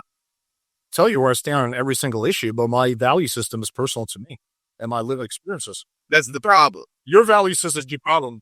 Your value has to be based around religion, right? No, because when we if we are to invoke a Christian moral standard, we're not invoking that just in virtue of like our mental state. We're invoking that universal. That's the right. They would apply to everything. Christianity is G. But that's true. Everything has presuppositions, including that supposition you just made. But you just made a presupposition, John, about our presupposition. Everything's presupposition. The argument again. Why do you not believe in Santa Claus? Zero proof. Why do I not believe in God? Zero proof, and a million other reasons. Okay, you can't say that yours is absolute because you read it in some book. We're not saying that ours is absolute. We're doing an Both our value systems. Yours came from some book that you believe is a magic guy in the sky. Yeah, no one's denying that though, John. We're saying that in the internal critique, ours is consistent, yours is not. I disagree. Example. Yes, this Well, I've already tried by asking you what a woman is and prove that you're to be in the critique that you're inconsistent when it comes to the spitty names of him, bro. Oh, see your style is very obvious. You do the same thing every fucking argument, and I'm gonna make a write up after and make a video showing exactly how shitty you're. They're all up cope streams. Yeah, that's what they are. But you know, what's not again? This is devolving. Okay, you brought a logic and reason. Let's 1 second, gentlemen. Alex, how I think your initial question put us here. Do you want to move to another question, or do you think this is now off topic again? Well, I think it is getting off topic. We're going back to the same topic as last time, which is John's fucking sexual preferences or whatever, or his definition of a woman. Yeah, it's moderator here. I want to keep it. No, I mean, well, let's give credit to Pedro. He's making the best that he can. But I want to get back to the actual initial argument, which is about having premarital sex. Like, let's get through that, and then we can move on to the next thing. We have time. Okay. So I want to go back to so maybe then. So I'm not strawmanning you. Maybe you can restate for me your arguments why you think premarital sex is bad. So the reason Andrew and I take premarital sex to be bad is because it doesn't conform to the Christian worldview, which we hold to dogmatically.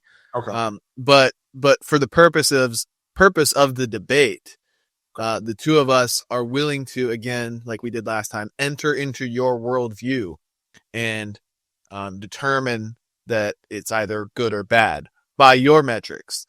And from what we can gather, the only real empirical metric you can use would be things like happiness, substance abuse, economic prosperity, all of which are better when people are within the confines of marriage, all of which are worse when people engage in casual promiscuous sex, when they engage in porn use, when they are homosexual. All these things are worse when they engage in your guys' lifestyle, and better when they engage in our lifestyle. So that's generally the argument. Okay. Well, it's not an internal critique if I don't believe in one of the premises. And the premise I don't believe in is that you should just do purely what makes you happy. But you do believe that. You said that multiple times in our last debate. You said you don't have a duty to society. You have a duty to do what makes you happy. You said that many times. We can check the. But let me get involved to raise it. I'll respond. Just let him respond, Pedro. I always say this: as long as you're not directly harming other people and doesn't go against your values. That's. But if your values are entirely arbitrary, it's like, and if you take, I mean, this is what the woman do.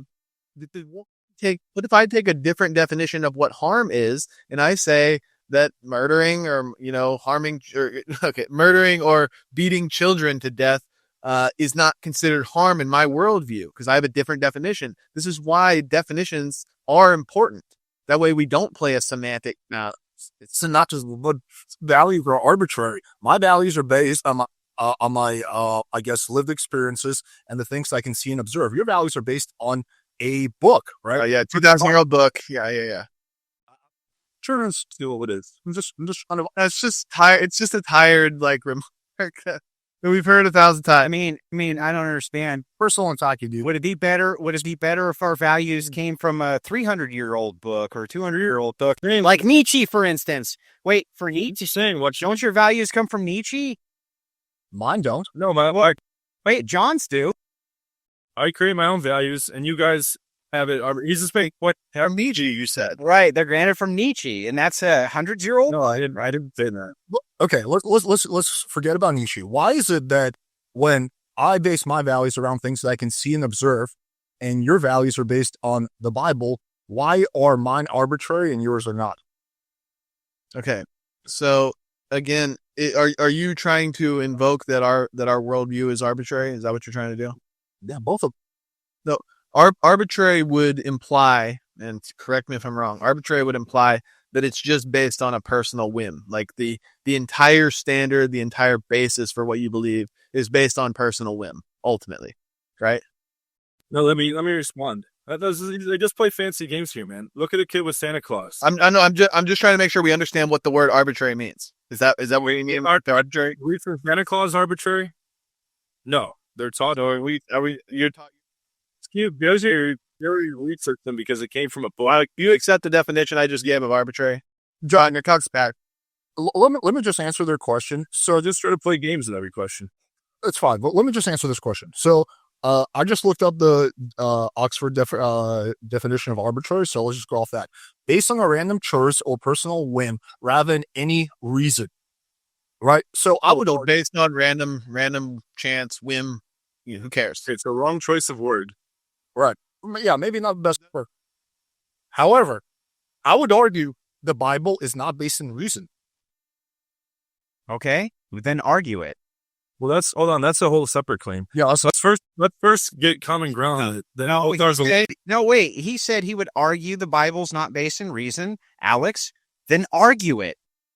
It was written by a dude like 2,000 years ago. Which dude? What was his name?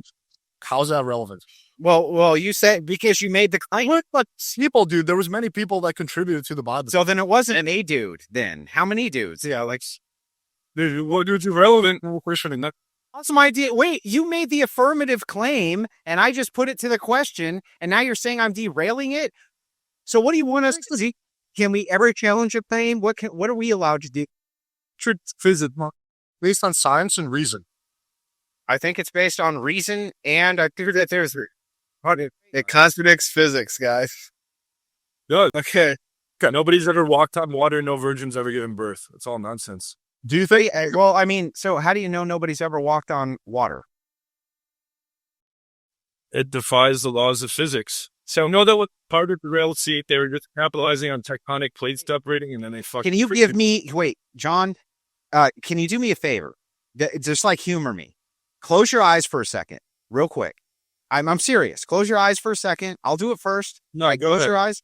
No, I need you to do it so I know you're not Googling. I'm gonna fucking close my eyes. Okay, can you give me? Come on, you do it, John. Can you give me a single law of physics? Just one. Have you seen anyone walk on water? Do you know? Yeah, can you give me a single law of physics that we are defying? You give me a single law, John. I'm saying miracles don't. Give me a law of physics, John. What do you mean? Well, you just said the Bible defies the laws of physics, and you don't have one. Oh, physics. Yeah, guys, calm down. So here's the argument, just flat on its face. You guys brought up the Bible. You said it defied the laws of physics. Andrew's now asking for a law of physics so we can test it to see what the Bible was. That's. There is now the majority, John. Doesn't matter what everybody agrees with. Can you give me a single law of physics? One? Just say no, John. Yeah, I know. It's 100% relevant when you invoke the laws of physics. Again, Alex, let me interact with you. The reason why they're doing that is because you brought up those two things. You brought up the Bible and you brought up laws of physics. And then they examine that these selected. Let me speak to Alex real quick. So I know I'm not going off base here. I need to make sure I'm not being gaslit. Alex, do you see why they went down that line of questioning? Yes, they're trying to establish why logic is faulty, and I can, but the problem where this is developed is we're getting stuck on one word that John said, law of physics. Okay, let's rephrase it. That was the crux of his argument. Okay, sorry, go ahead. Miracles. So this was initially What about miracles? Okay, those things don't happen. Okay, let me explain like this. Well, I mean, but wait, John. When I asked you, why such and such isn't true with the Bible, you said because it's against the laws of physics. When I asked the name, hang on, wait, I'm almost done. When I ask you and you say I don't know a single law of physics, why should I why should I now believe you that anything in the Bible is against the law of physics if you don't know any of the laws, John? See, these guys play games. Pedro, I don't know if you're flying with happening. Well, Zen and Andrew don't talk. Okay, Justin, I'm going to engage with you. What's happening? Tell me what's happening. These guys do. It's very obvious, okay, why they think they're good at debaters. They use logical fallacies and they twist things with apple and oranges and they pick on little definitions and try to corner you. And it's very fucking lame. It's like a little kid trying. Okay, Alex, before you speak, I need to engage with John real quick. These guys are horrible. John, neither Zen nor Andrew, I took notes on the side right here. Neither of them brought up the laws of physics or the Bible. Neither of them did that. It was your side of the debate team that did that. And then they start investigating it. Everyone watching should say they've never seen a miracle happen, and they would think that probably couldn't happen. The physical laws. Do you know that they've never seen a law? Anyway, John, how do you know that Ed, you stop. John, stop. Alex, what were you saying? Go. Can I have the floor? Because every time I go down line of questioning, it devolves into Andrew and John arguing. So I'd like to stay on this for at least 5 minutes, and then we can go back to whatever they want to do. Okay. I'm just going to clarify this for John and clean it up a little bit. I think if one person uses one word out of context, it doesn't derail the whole argument. So what John is saying is there's a lot of things in the Bible that are unscientific, like a virgin giving birth, unscientific. Someone walking on water, unscientific. Whether he can or cannot name a law of physics is totally irrelevant. What he's trying to say is that it's unscientific, and I will stand by that as well. That's what the argument is based on. Well, wait, hang on. Are you now making the claim that miracles are unscientific? Yes. Okay, great. Can you tell me the scientific method, John? Okay. You guys believe that... Can you tell me the scientific method, John? No, won't fucking bulldoze me. Right, so you can't tell me the scientific method either. Well, stop once again. Stop. John. Okay. Alex cleaned up the language. Honestly, he did. And now you guys are saying it's science. It's unscientific. I think it's fair. I think it's entirely fair for the other team now to ask for, okay, what is the scientific method so that we can stay in line with that? Please explain. Let me just wait. I will answer it. Okay. Thank you. For all of recorded human history, we have a track record of a man impregnating a woman and 9 months later, The scientific method. who gives us? Arguments based on science have been around. Yes. Stop. Andrew, stop. Let Alex finish. Alex, finish that statement. Okay, whether John knows every single definition or knows zero definitions, again, is irrelevant to the actual argument. So try to focus on the actual argument instead of trying to catch him on little definitions that he doesn't know. Hang on. For all of human recorded history, we have observed that the way babies come into this world is a man ejaculates into a woman, and approximately 9 months later, she gives birth. That is in line with every single thing that we have observed through our senses. The idea of a woman giving birth without that ejaculation has never been done in human history. Thus, it is unscientific. How do you know, Alex? You weren't alive back. Scientific method is totally irrelevant to the point. Okay. Alex, I see your frustration because I also in debate. Definitions game. Exactly. I hate playing the definitions game. Thing that's happening. When in your worldview, I'll give Drew his answer, the science part. Let me just speak for uninterrupted for just a sec. Okay, go for it, John. You guys believe that wine can be turned into blood, right? Or sorry, what is it? Wine to what? That's fiction. Okay. The wine. Wait, it's a what? It's a what? The consecration when they change the wine into blood. Jesus' actual blood. Wait, what's it called again? Consecration. Okay. Okay, go ahead. Do you believe that the wine is actually turning into Jesus' blood?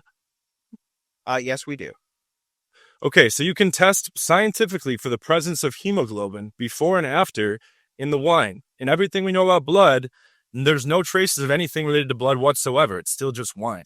Well, That's the side. well, I mean, how would you know that? You don't even know what the method for science is. How would you know that we could test for anything? You can, okay, but now you just want to throw science out the window. I'm saying about all the. Well, I'm not throwing it out the window, John.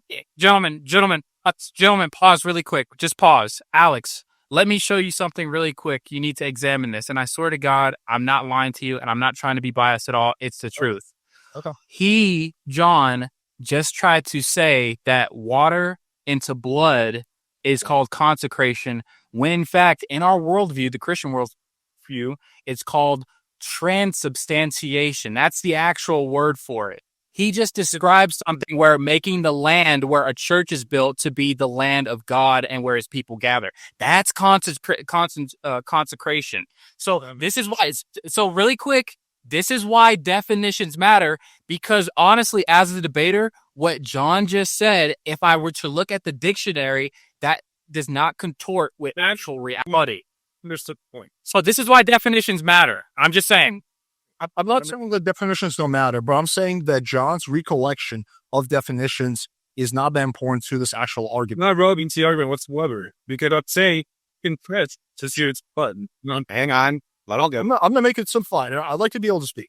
Okay, fine. Let's just assume that John was wrong about that one statement. Totally relevant. Okay, let's take something much more simpler. Okay, the Bible argues that the Earth is, I believe, 8,000 years old or 10,000 years old.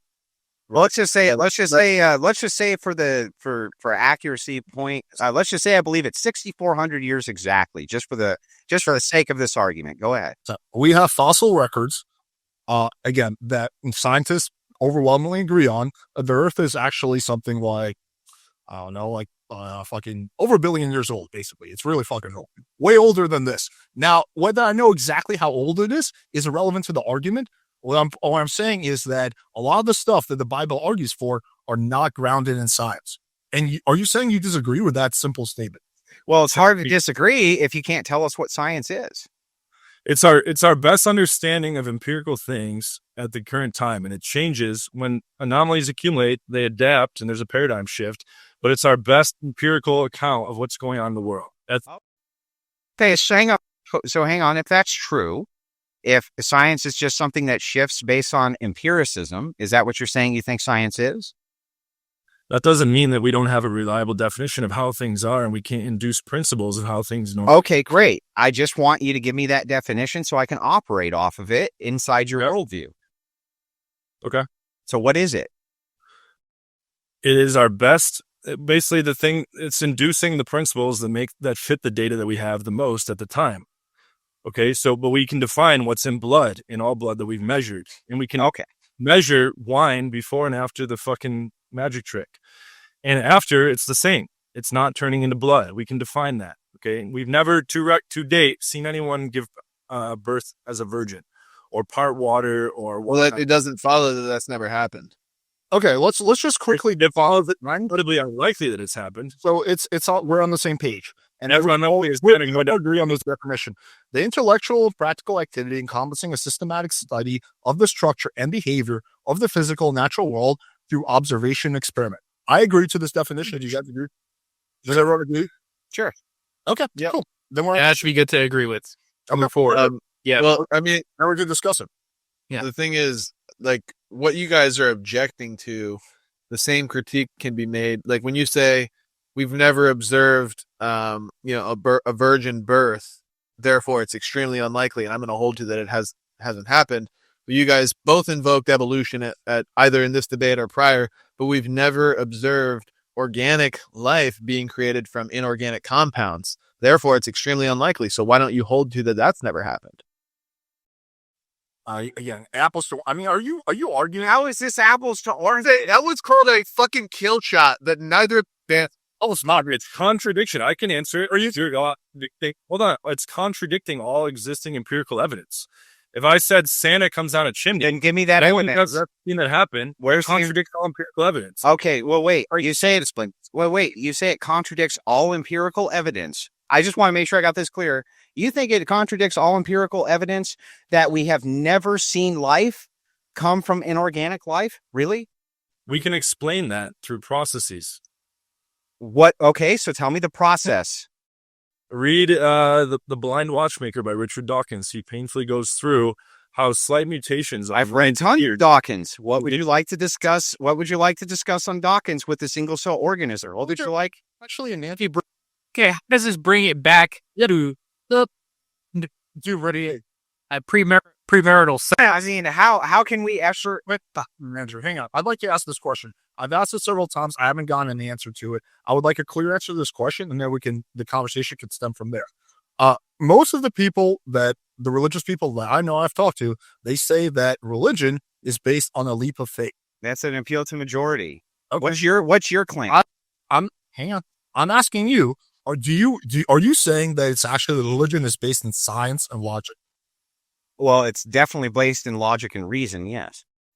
And that science is just supplementary to it. It's just a faculty that we use to describe. Yeah, science is a logical process.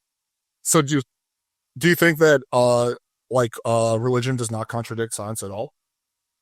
It depends on the religion.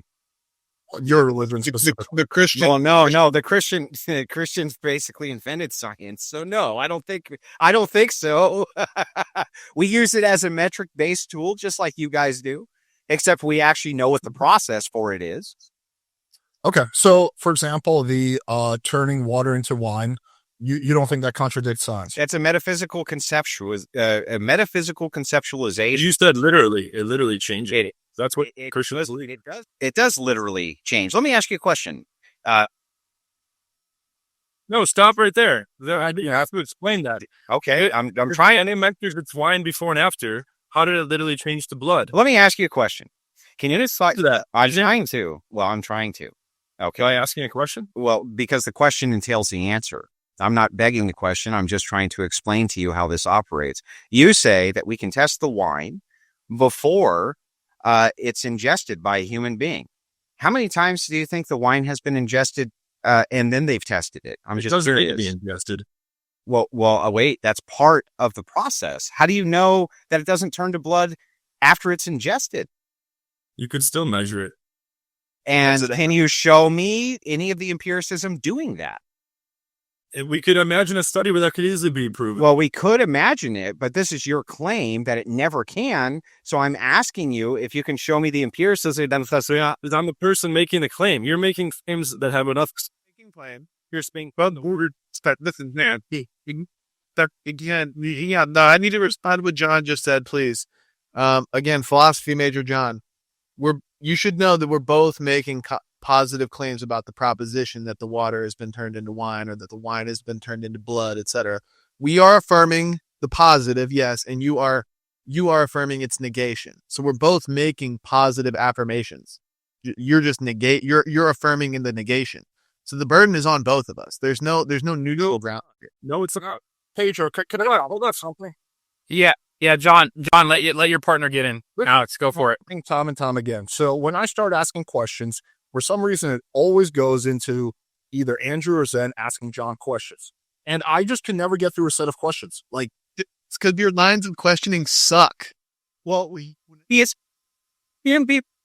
answer all your questions as I can. Alex, ask them. Can you just at least address those questions to me temporarily, and then you could go to John? Okay, certainly. There we go. Because it just keeps derailing. Yeah, and for the sake of it, John, not that we're pulling you out, just suspend yourself for a second and let Alex handle as much as possible. I just want to get through a line of questioning. Okay, I want to explore where you stand on this because you have a very interesting viewpoint that I think is uncommon for religious people. So let's explore.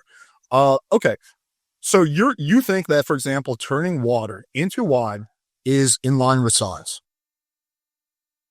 Well, I don't. It depends on how you gauge the metric.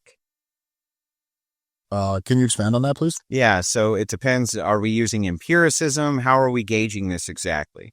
Yeah, we're using empiricism. Okay. So then, if we're using empiricism, I'm not familiar with the data. Can you show me where the wine stays wine post ingestion? Well, let's forget about ingestion. Let's just talk about some water that's in a glass that's being turned. Well, it would be wine that would be in the glass. It can be water, whatever. A cup. Water is in a cup. No, wine's in the cup. Think about how dumb this conversation is. So be watching. Fine, wine is in the cup. We turn it into water. Other way, it doesn't matter. No, we don't turn it into water. They turn it into Jesus. Yeah. Hang on. You guys are misunderstanding. So Alex is asking about Jesus turning water into wine, and I think Andrew's interpreting it to be when you drink the communion wine and it becomes as well. Beautiful. I'm sorry. Maybe we were talking past each other. Talking about the miracle of Christ. If I'm looking at any of the statements in the Bible, I do want you to correct me. So as far as I understand, in the Bible, it says that Jesus turns water into wine. Is that correct? Right? Yes, that's correct. Yeah, I'm not sure, man. So can you explain to me how scientifically that would happen? Oh, most certainly. All wine is converted using water, just so you know, scientifically. Every drop of wine you've ever drunk was converted from water. Just play games. But that is with fermentation. But that's with fermentation, Andrew. Well, that's true. There's additional qualifiers. If you're asking me from a miraculous standpoint how that's done, how one person would do it without fermentation. Well, I have no idea. Okay. Do you think that this could be replicated? Well, as far as the miracle goes, yeah, I think that it's possible. Yes. So do you think you, for example, will be able to replicate it? Well, no. Okay. Who do you think would be able to replicate it? I have no idea. No one. Do you think a group of like really smart scientists would be able to replicate it? I mean, I don't replicate it. You mean the miracle itself? Yeah, just taking water and turning it into wine. I doubt it. Okay. So, do you think, Alex, do you think real quick, do you think a bunch of really smart scientists could form organic compound out of inorganic compound? We already addressed that. Potentially in the future, but not now. There's no reason to believe that they could, because we've failed every single time we've ever tried it. But that doesn't mean that it is not in accordance with science for life to exist, right? Just because we don't have a technological breakthrough where we can do something. 50 years ago, the idea of us doing this live stream would have been inconceivable. But that wouldn't have. No, it wouldn't have been inconceivable 50 years ago. 100 years ago, Andrew. But we got to call a timeout on this. This is off the rails again. Yeah. So John asked, what's the timeout for? Go for it. I mean, this can be summed up in one point. Like, I can come up with an infinite number of things that have never happened and put it on them and say, hey, show me that it's never happened. I think it could happen. It's just a dumb argument. Have we ever scientifically seen something come from nothing? Because that's what you guys believe. There are theories that there didn't need to be a first cause or anything coming from anything. There could have been matter always exists. Yeah, I know everyone in left very spale. I'm sorry. I'm going to have to stonewall this point then, because you're both saying the whole time. Yeah, I know. I'm sorry, Zen. Alec, go for it. Yeah, okay. Let's take something else then. Okay. True or not, Jesus was able to pardon water, right? That's true. He was able. I think it was about. Yeah, I was not. Moses was able to part water. Yeah. That was tectonic plates. They found out the real reason why that happened. It was tectonic plates of the earth. It was a scientific explanation. Saudi. Let me finish, please. Okay, you guys believe that in the Christian Bible. Like, this is part of your belief? Yeah. Okay. Yep. Do you think that is scientific? Could be. Like, do you think that's something that, like, a group of scientists could replicate, potentially? Possibly. But why do you think it's never been done? It has been done. I mean, we parted water tons of time. I'm going to try to be as charitable as I can be. Okay, with the leading question, right? So you're asking me, why do you think that a group of scientists could perform a miracle? I don't fucking know. Maybe, like, I don't know. Like, maybe they can perform a miracle if they have enough faith and that they're imbued. I have no idea.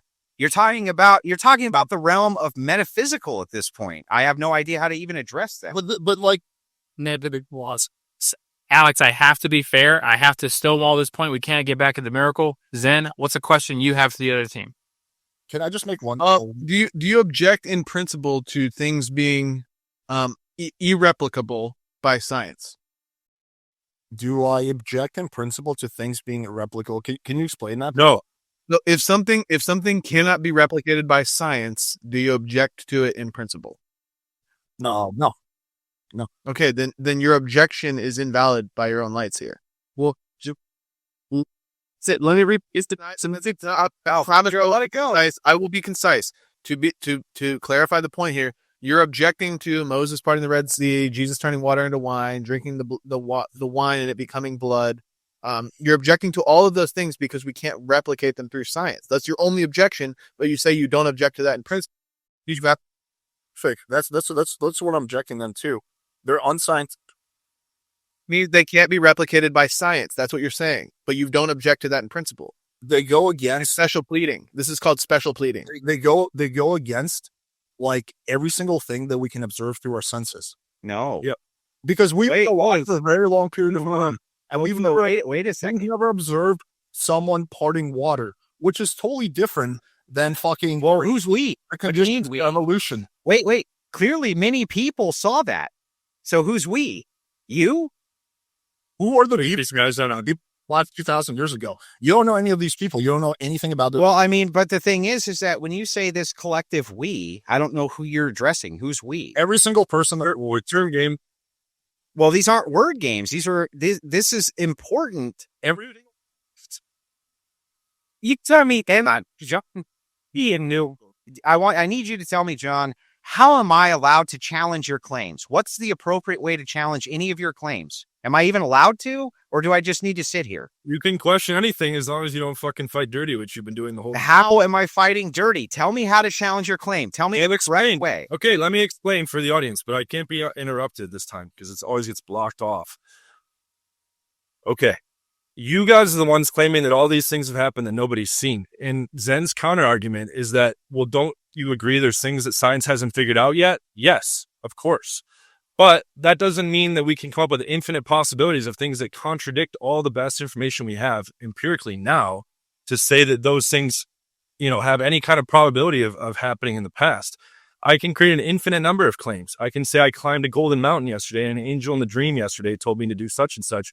You can't verify those things. Those are metaphysical claims. And you can claim that something came from nothing, and you can't verify that. I already explained that one.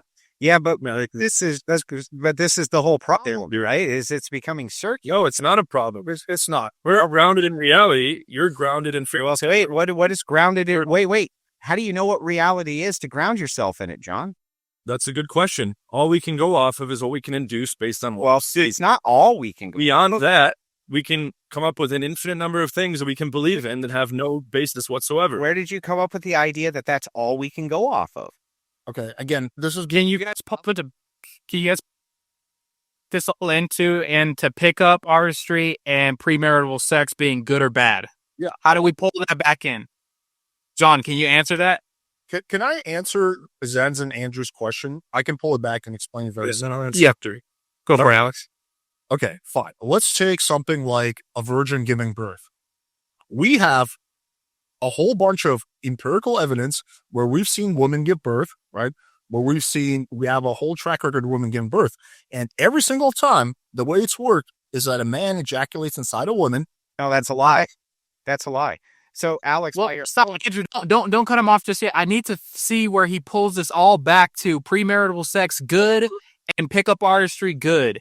Keep going, Alex. Well, I was just going to bring it back to the religion because I was going to answer their point. Because they're basically using, well, you guys can't prove evolution, so therefore that we shouldn't have to prove our thing. So that's what I'm trying to say. That's why I'm trying to use something different. I'm trying to use, Alex for giving birth. Alex, Hang on. I'd like to finish my point. Okay. Thank you.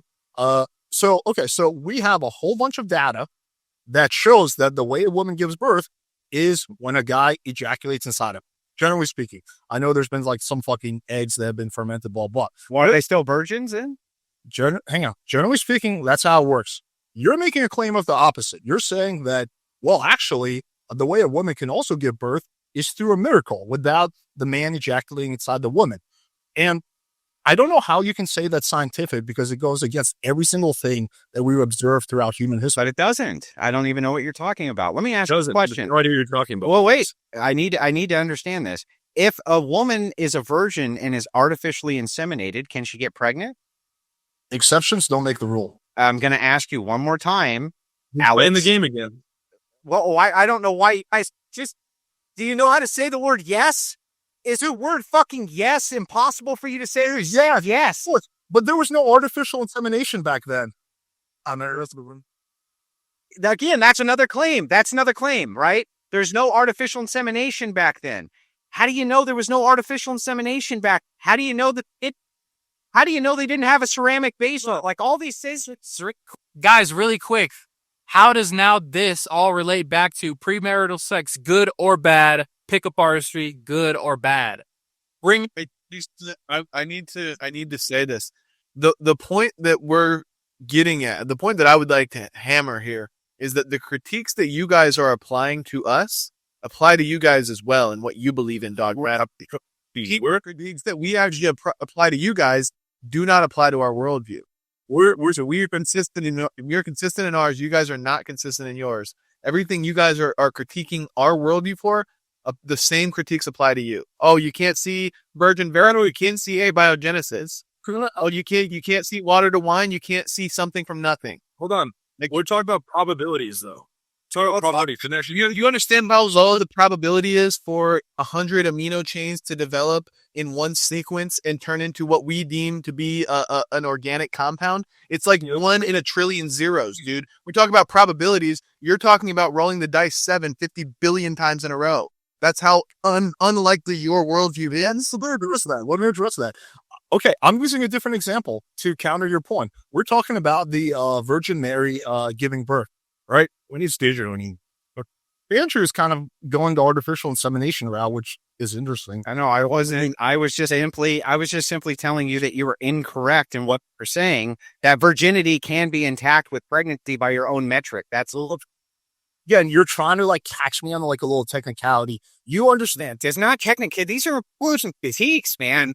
You're not being good faith right now. Be good faith. You understand the point I'm getting. Maybe you don't, but I'm assuming you're smart enough to understand the point I'm getting at. And the point I'm getting at is the idea of a virgin giving birth goes against every single empirical thing that we've observed throughout human history. This is so Alex, to respond to that, this is my whole opinion, though. This is my whole problem with this, right? Is that when you say things like virgins can't give birth, right? Probability. When you say things like this, right, it's appropriate for me to challenge these things within the metric of your worldview. Would you agree that that's true? But exceptions don't make the rule, Andrew. Okay, why do you just refuse to answer? How was that a loaded question too? No, it wasn't a loaded question. Okay, so then can you just say yes? It's okay for you to challenge it. But it's pointless to this discussion. Yeah, I guess you can technically challenge it. But again, if you can prove to me an exception, I agree with you. That right. Yeah, but if we challenge these things there, you never come up. We challenge these things and then we come up with the proper definition that both of us agree to. Then we can get to the next part. Andrew. Yeah, I disagree. When you make a claim from an empirical standpoint, isn't it true X? My answer is no, it's not true X. But if you say, okay, let me refine that thought. What about if we define this a different way and narrow it a bit? Then I can speak to that. This is John debating is done. Yeah, John needs to get in. John, go for it. Okay, and Andrew read Dawkins. Richard Dawkins has a whole chapter devoted to precisely what we're going back and forth. In which book? The Blind Watchmaker. He said, I don't know if I read The Blind Watchmaker. He said that it refutes creationism, or so he says. Basically, he's like in that book, he says a rock statue can move. It has a probability of moving, right? It's just very, very, very low. Yep. So like what you guys are contesting is the possibility, just in theory, that someone could have given a virgin birth. Okay, but you're not looking at the fact that it defies all empirical science and therefore has incredibly low probability, actually zero, close to zero. Okay, so let me answer to your critique. We're not talking about, can you imagine one moment, gentlemen. Gentlemen, one moment. Let me ask this to make an observation. Both of you agreed to a definition called science that Alex brought up earlier, and both of your worldviews are saying, yes, there are things that science cannot replicate, but we both, in fact, say happened. For John and Alex, it's matter coming into reality out of nothing. For Zen and Andrew, it's the water to wine. Well, no, it's the same. It's the same thing. It's matter coming into reality. But that aside, let me answer to this critique because I think it's a fair critique. I've often said that there is a probability that somebody could jump off of a building, turn into a balloon, and float off. You would agree that that's true, right?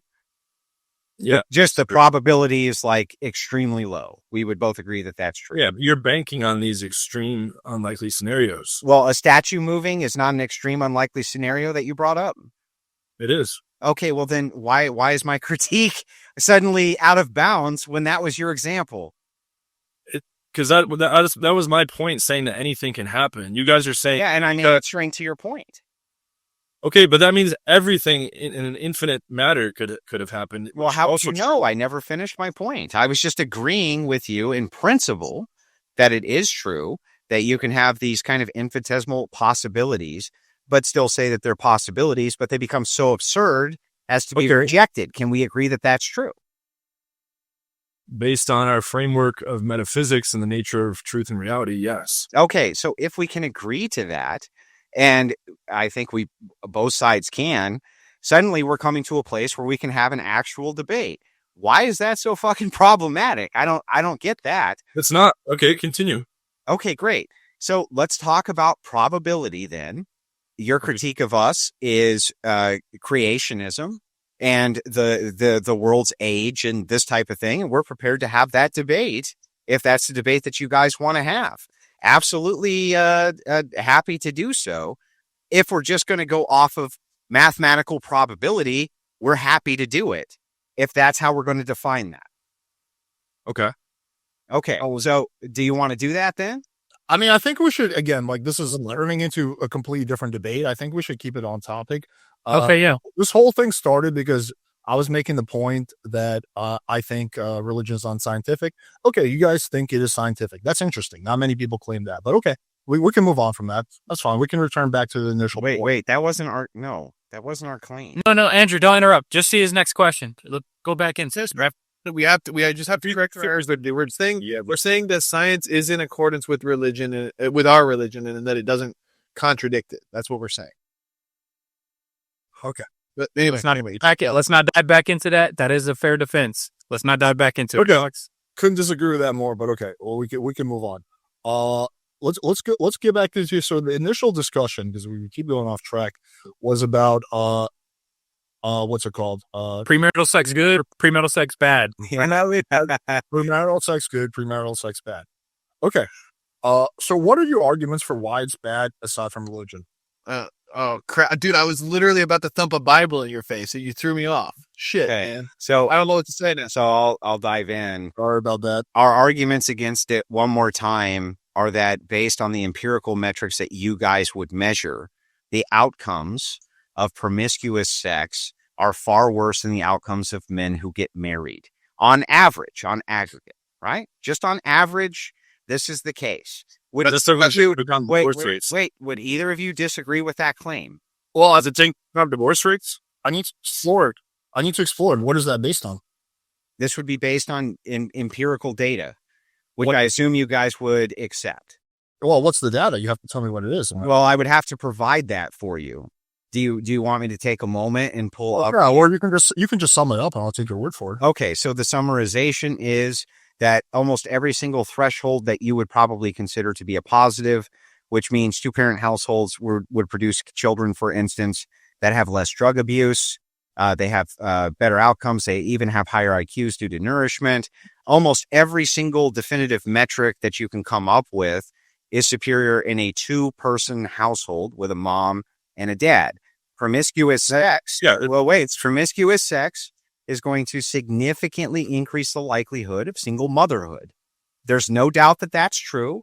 That's 100. I mean, just on the average of X amount of women you sleep with, the chances significantly increase that you're going to get one pregnant. There's just no doubt that this is true, unless you guys want to say that that's not true. Oh, for me, it's not type of a sex. Sure, for most people, but if you get a vasectomy, it's not true. Well, okay, but it's true for most people. Yeah, and so when I make these arguments based averages, do you think I mean most people? I don't know. Yeah.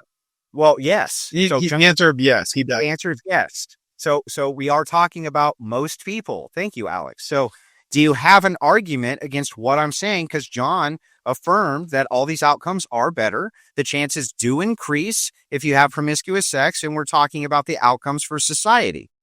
Okay. Yeah, I do. So I want to clarify a little bit. I'll promise you I'm not doctoring. So this is based on the study that I think you brought up on the first debate that suggests that married people are happier. What about if your goal is not to have kids? Like, what if you're not trying to have kids? Would you say, well, I would say if your goal is not to have children, you might have something there, but the problem that you have is on average, most people do want to have children. So once again, I think that the argument kind of falls flat. Right, but couldn't I just argue that my channel is designed for people who are not trying to have children? Well, how do you know? You never really know anything. Like this extreme skepticism is not going to work. Well, that's not even extreme skepticism. If you just make the affirmative claim, this is what I'm doing, this is what most people in the channel believe, I'm just asking how you know that that's true.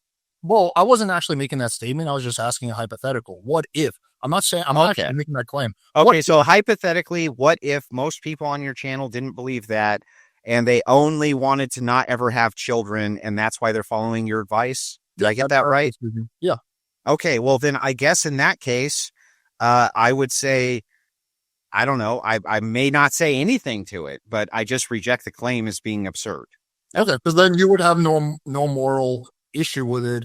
No, I would still have a moral issue with it. I just wouldn't, at least within your framework, I would consider it consistent. That's all.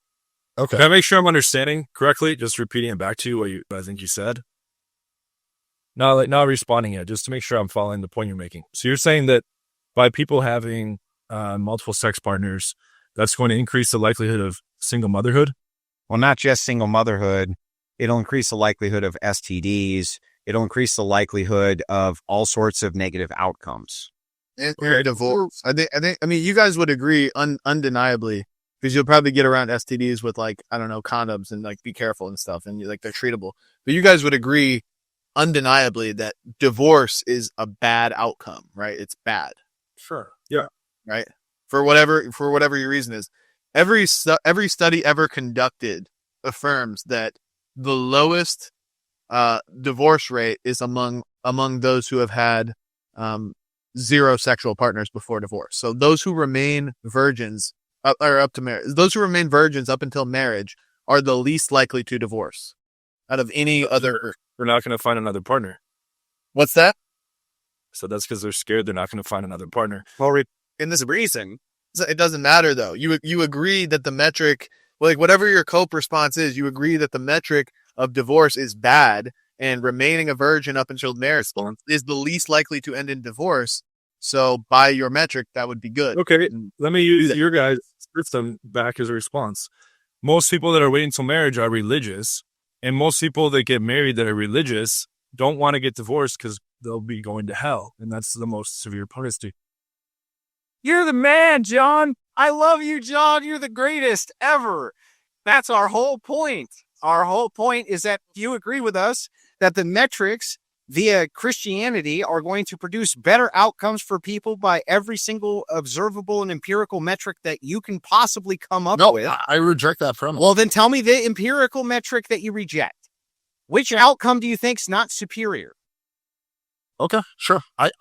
Okay. I don't believe this is what it comes down to. I don't believe that it is your job as an individual to do what is best for the whole, which is why. That's not what I asked you. I asked you what empirical metric do you think is. Look, let it finish and then refute it. Yeah, go for it. My response, which is why I personally never joined the military or anything like that, or I don't really volunteer much. Anyway, by what metric? I think it comes down to what makes you happy as a person. Now, I trust. Hang on, but why is that a good metric? Hang on. You said earlier it's not about personal happiness, by the way. I just want to remind you. Could I just through a statement?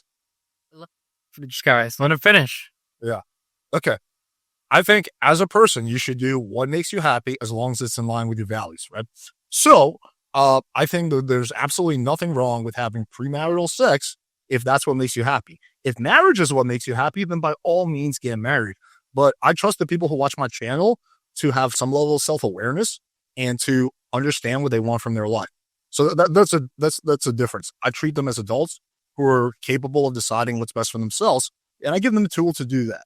Now, by what exactly is your question? By what metric is that? Well, so no, my question to you multiple times was if by every empirical metric, which in this case, I think the empirical metric would basically be self-reporting. There's really no other way that you could gather that data.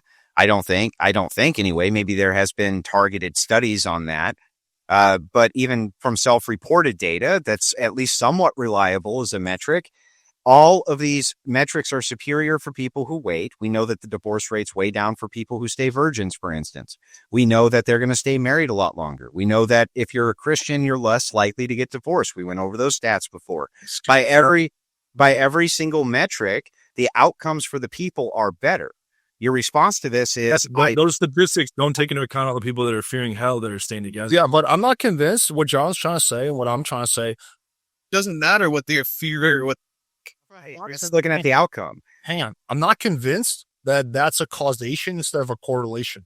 You'd have to prove to me. Well, but it's a causation thing. Yeah. So Alex said, but that's fair enough. But I just need you to understand that everything you can source as a causation is going to be a correlation. Everything, literally. No, you can show me data that's all is correlatory. All data is correlatory, especially in your materialist worldview. Like somebody could punch somebody else in the face, and you could say that the bruise on their cheek is just correlatory to the fist, not actually caused. But maybe you're this bad. I'd be really not. This is exactly what John brought up earlier. With the statue statistically being able to move, right? We're saying that all truth claims that you make that are scientific are going to be correlatory when it comes to this type of data gap. If you're saying the counter argument that which causation doesn't imply correlation is let's let Alex get in. Alex, get in there. When they look at like something, meditation scientifically proven to increase your overall well-being. When they look at stuff like that, they basically measure the person's brain activity before and after like certain meditation sessions. Yeah, so that is a direct causation. No, that's a correlation. They're saying we correlate this thing happening here with what your self-report is. We don't know still for sure that that's causation. We just assume that it's causation. You're being I'm not. This is not semantics. If the argument is you could mathematically jump off of a building, turn into a balloon, and float off, it's just that the certainty of that is so infinitesimal that it'll probably never happen.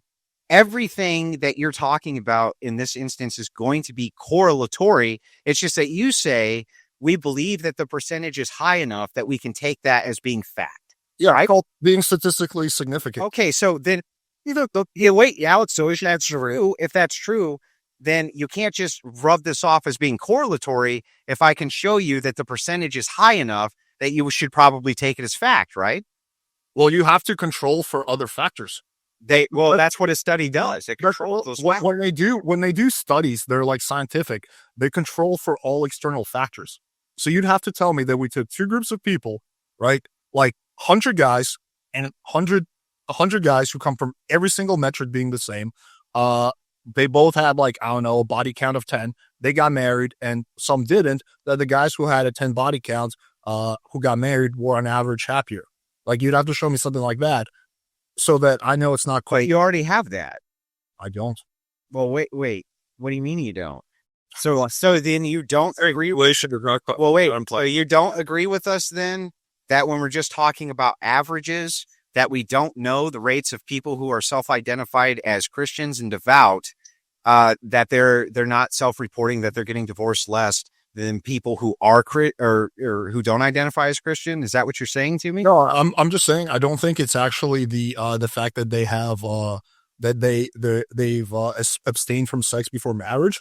What do you think it is? Well, I'm about to answer that. Okay. I don't think it's the fact that they have abstained from sex before marriage that's causing them to be less likely to get divorced. I think it's more of the fact that they hold religious beliefs and they don't want to be shamed by their community and blah, blah, blah. That's causing them not to get divorced. So I think this is a case of correlation rather than causation. So wait, if they do have the sex before marriage, you're assuming that all these bad things are going to happen to them, right?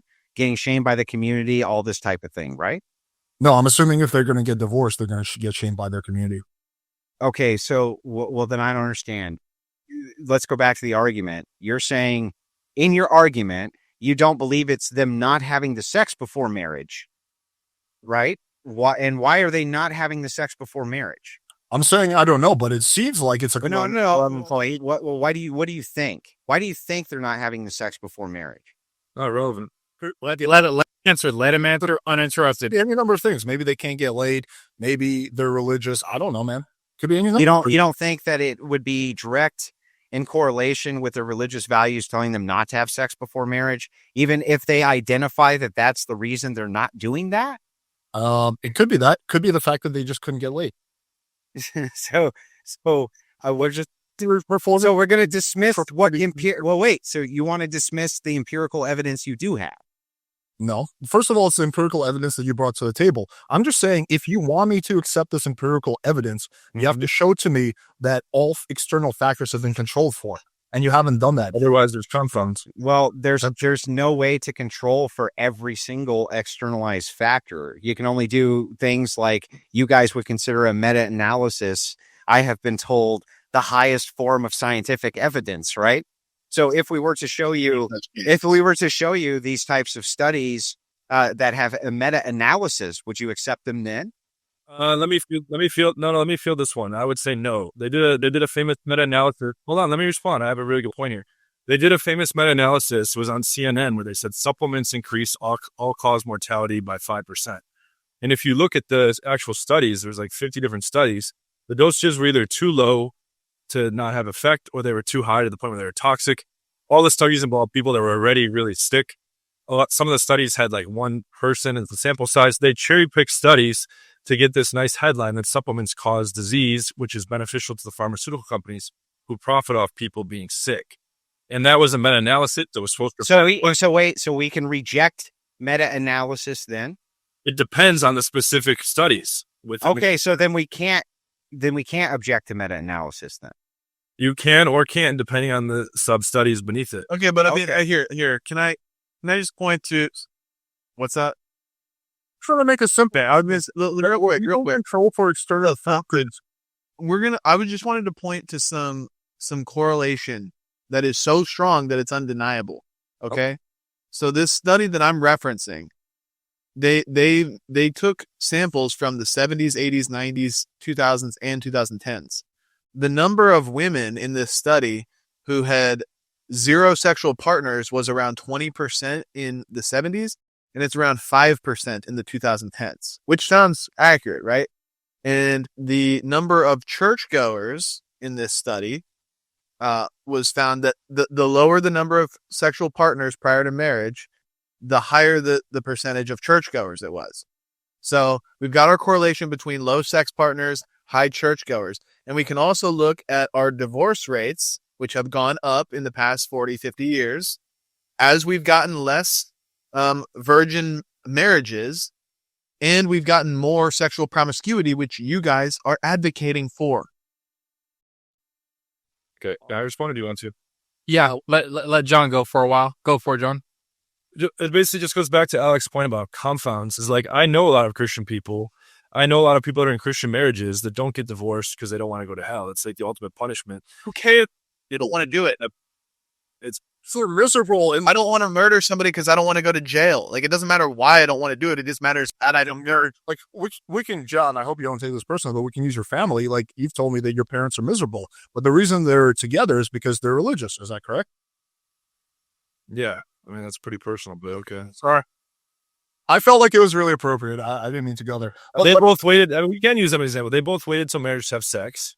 They were each other's first partner. I was the first child, so I might have been the 30-second blaze of glory there for the first time ever. And I've avenged my father now. No, in all seriousness, they've had their trials, tribulations. They're closer now, but for a lot of the period, they didn't want to go to hell, and that was what. And they didn't want to, they didn't want to violate the church. That's a very strong Drew, I know what you're thinking for specific. Finish this. Hang on. John, see here. Pedro, I got to finish this. John, did your mom stay at home with you? Yes.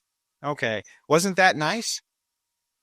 I was verbally abused pretty hardcore, so maybe not so much. Well, wouldn't you say on average that would probably be pretty nice for people? I don't know.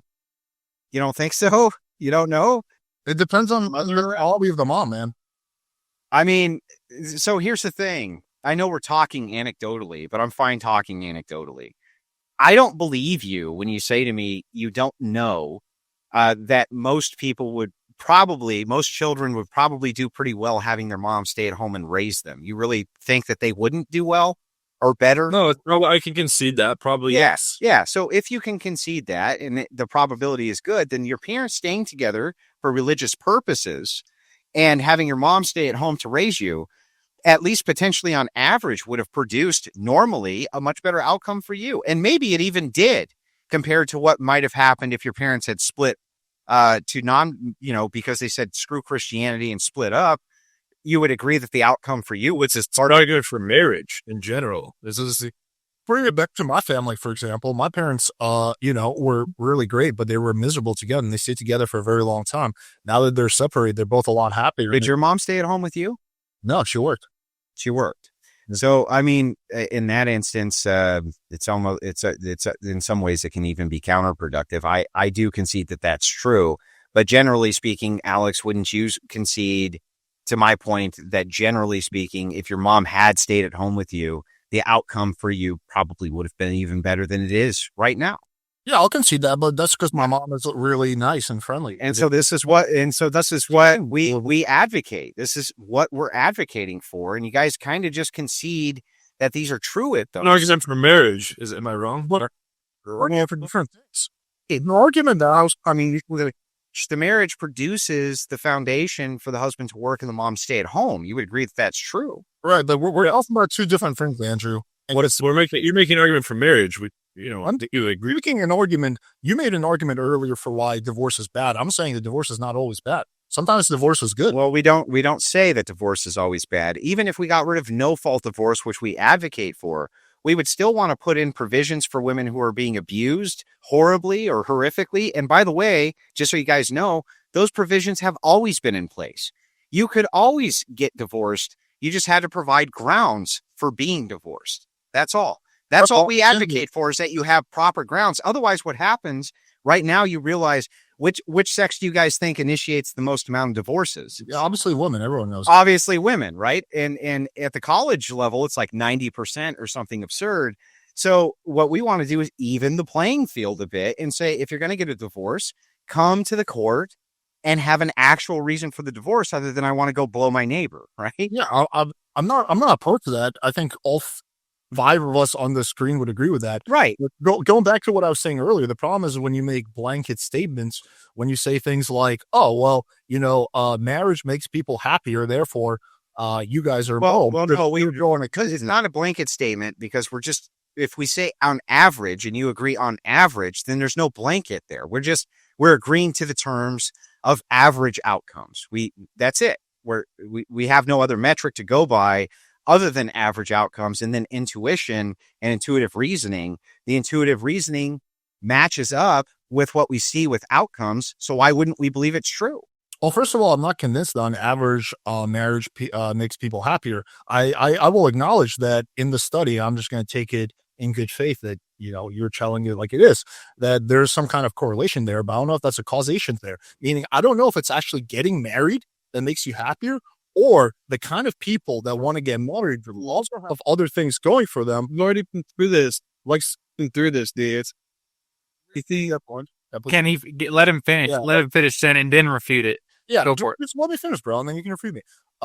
That there's other factors that are going for these people that are making them happy. Like maybe all these people have very stable jobs, they're not into drug use or whatever, and that's what's actually creating them happiness. So it's correlation. Marriage. Yeah, that's all correlated, and we're accounting for the correlation and saying that being married actually reduces those harm factors you're talking about. Okay. Before you respond, John, we're going to start wrapping it up because it's been 2 hours and 30 minutes. And I know Zen and Andrew are running on Eastern Standard Time. So it's like 12 or 1 a.m. in the morning where they are, and they got work tomorrow. So we'll let you get the last word on this, John. No responses. John gets the last word, and then we're going to go to Alex for closing statements. Oh yeah, I had in my notes what their defense is about church molesting kids, all the molestation and all that nonsense. And the Crusades have caused more deaths than all the wars combined. I'd love to answer to both of those points. Or Pedro, let's let them answer, because I think this is I'll answer the first one. Yeah, we obviously disavow church pedophilia, but the same critique could be brought. The same critique could be brought tenfold to the public school system, where Correct. there's The public school system has probably the highest predatory rate that you could possibly imagine. And the reason for that, I think both of you guys would probably agree. Well, because predators go where children are. You would agree with that, right? Yeah. Yeah, that's not. You guys are supposed to be the holiest of people on earth and in touch with God. And I'm sorry. Since most people self-identify as being Christian, don't you think that most people in public schools are Christians? I mean, there's a term versus how people are living their lives. Most people don't. I agree. Right. I agree. So since we can agree that that's true, we would say that those people, how they identify and how they're living their life are two completely different things. And we completely disavow those people, consider them scum, want them run out of the church, want nothing to do with them. But we're also not Catholics, so that you understand, John, the way that you were brought up, it's those people doing all the kid diddling. Just so you know, not our people. We're not doing the kid. Will you clarify what you guys are? So Andrew is an Orthodox. I mean, I guess I'm an Orthodox inquirer. I don't know if you would call me a catechumen or whatever, but we're Orthodox Christians. Okay. And That means that we are- Mary had sex with her brothers or something. What is it? The nerve for life. no idea what you're talking about. But that would be blasphemy to the Theotokos, just so you know. So no, absolutely. We believe in an ever Virgin Mary. Not to derail, but yeah, Orthodoxy is distinct from what you deem to be called Catholicism, Roman Catholicism, who were the ones that actually enacted the Crusades, which you mentioned. That doesn't apply to us either. Okay. So, Okay. Fair enough. Yes, Kate Diego must have. This is jumping off from premarital sex. no, see again, but quickly, John, to correct you, I don't remember if it was Cain or Abel, but God made one of them a wife. I can't remember precisely which one it was, but He created a wife out of nothing. contrary to the surface level belief, God made more people than just Adam and Eve. Pedro, can I have maybe like 2 minutes just to go through rapid fire on some things, and we'll just go real like. So yeah, I have a feeling it won't be rapid fire, but Do we get to wrap? it's a yes, no's, and then Sure. Go ahead. You can do that to me. Okay, so I just very quickly as we were talking, pulled up. I just typed in study sex effect on happiness, and basically there's a study that people who have sex more frequently report a greater sense of general happiness. Now, assuming that you guys would agree with me that you shouldn't marry someone just for sex, correct? Yeah, we would agree that you should not get married just for sex. Okay, Absolutely. We agree on that. So Mhm. if the end goal, if we're going off like my metrics and my value system, where the end goal is happiness, which there's some preconditions to that, then wouldn't that study just directly contradict that? If people who have sex, You'd have to tell us what the preconditions were. well, the preconditions is that you're not directly harming anyone else. We reject that as a precondition. But well, I'm just gonna go with the merit of it though, and just try to answer as honestly as I can. Okay. So if we're following, like we're operating in my worldview, and we're doing this internal critique, then wouldn't it make sense that if I'm going off this study, that I should want people to have sex because that's what makes them happy? If everything that you're saying within it would be accurate and I had no line of inquiry and took it all at face value, then we would just agree that it was consistent. Sure.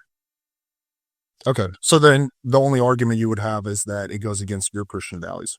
Well, I would just quickly argue that if you're invoking a study that says people who have more sex are happier, I would retort with the fact that people that are married have more sex. Was first of all, that doesn't apply to a lot of married couple. But with that aside, On the export, that's Alex. but with that aside, we agreed that people shouldn't just get married to have sex. Yeah, we agree. We do agree with that. Yeah. We agree with that. So you don't want to marry. We believe so that we're clear. We believe that the criteria for marriage, first and foremost, should be the children. You should be getting married specifically for the best outcomes for your children, and that is our deontological duty. So we don't look at it from a consequentialist worldview. we look at it from a duty-based worldview. We think your duty first comes to your children and then your spouse, right? Well, it's actually God, children, spouse, right? That's the duty order in which we see. God's three people, so the children are. I would probably agree with that. I think that's a pretty fair logic and philosophy. But okay, so let me just walk through this one more time and I'll move on. So we agree that you should not marry just to have sex. Yeah. But we also, if we take the study at face value that that sex increases happiness, then following my whatever ultra logical perspective, it would make sense that I would argue that people should have sex. It could, unless there was externalized values where you would look at it and say, okay, these other things mitigate the fact that just pure hedonism and sex is good, and that these other outcomes are better. Explain that. Okay, so like for instance, you go, okay, sex is good, so therefore having sex is good. Okay, because people report like a higher happiness index. But what if they report a higher happiness index than that if they're married and having sex? Shouldn't we go with the being married and having sex at that point? Well, what if they can't find someone to marry yet? No, I mean, these are all great questions, and this is why we couldn't take it at face value. We'd have to go through it line by line to figure out if it's logical and if it adds up and if it's empirical and all this shit. So, I mean, at face, I would say if all of it added up to being completely equal to what you're saying, sure, we would say you're consistent. We just reject it because we don't think you are going to end up being consistent.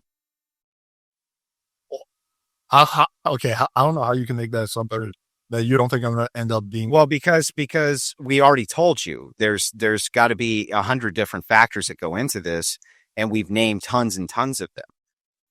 Right. You're talking about external factors, right? Yeah. That's exactly how I felt about your study. Okay. Yeah. But you didn't point any of them out. Well, because I never saw the study. So, well, right. So if that's true, then how can you external factors were the problem? Right? It's pointed out potential ones. Like I pointed out potential ones that probably do apply. Maybe. Okay. Fair enough. I just can't say that definitively. I guess, okay, fine. I'll end it off on this last question. I'm not trying to personally attack you, but you talk a lot about setting a good personal example, right? And that's kind of like where you think the pickup community fails is we set a bad example. I mean, that was why you spent. No, not really. So I just want to correct that. It's not that you're setting a bad example. It's that I believe that you're espousing out of one side of your face what you claim you're doing, and out of the other side of your face, you're doing something else that you're not claiming you're doing. What am I doing? Well, I think this is why we would go back to my definition that you guys agreed to. You guys think that you're instilling men with confidence in order to approach women and giving them just the tools in order to do that. We believe that you're actually espousing ways for men to have sex with multiple women, and that you're actually encouraging them to do that. So it's not that an example setting situation as much as we're saying that what you practice and then what you actually preach is different than what you claim you actually preach. Oh, okay. So you think it's not just that we're setting a bad example by fucking a lot of girls. You're saying we're actually directly teaching that you should fuck a lot of girls. Yes. Yes, that's what I'm saying. I'm agnostic with that, though.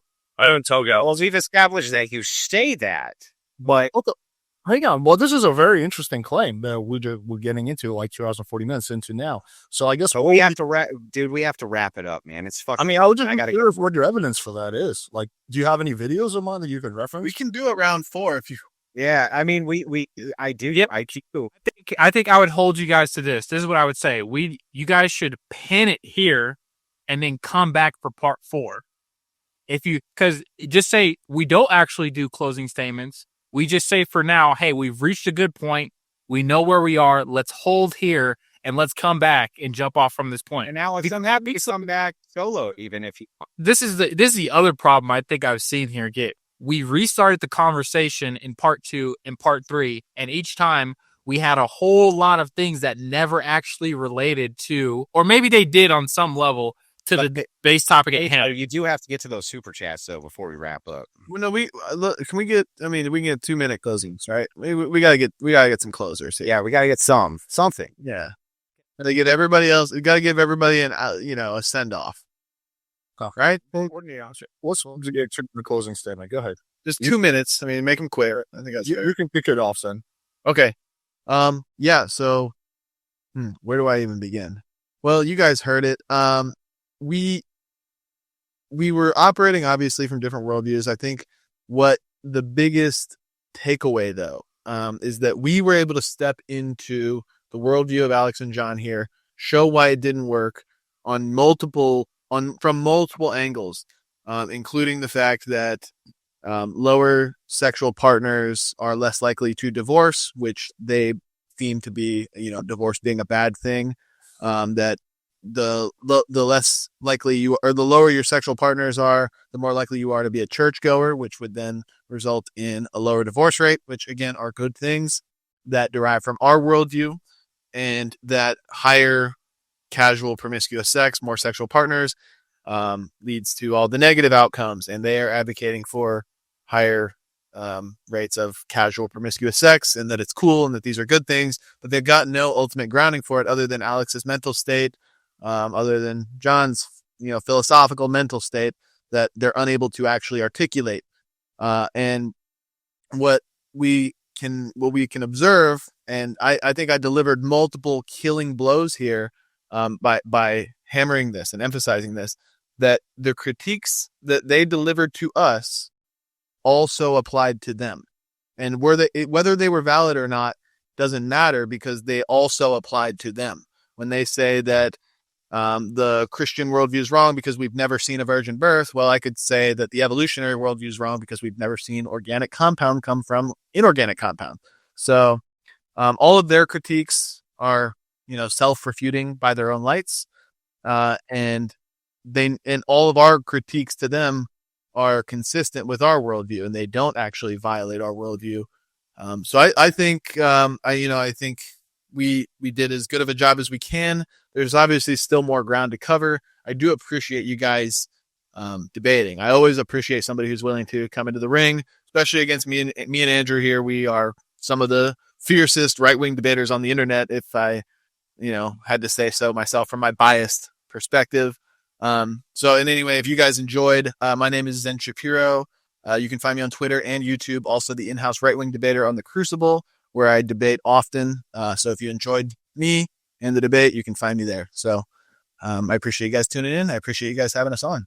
Cool. Awesome. Thank you, Zen, for that closing statement.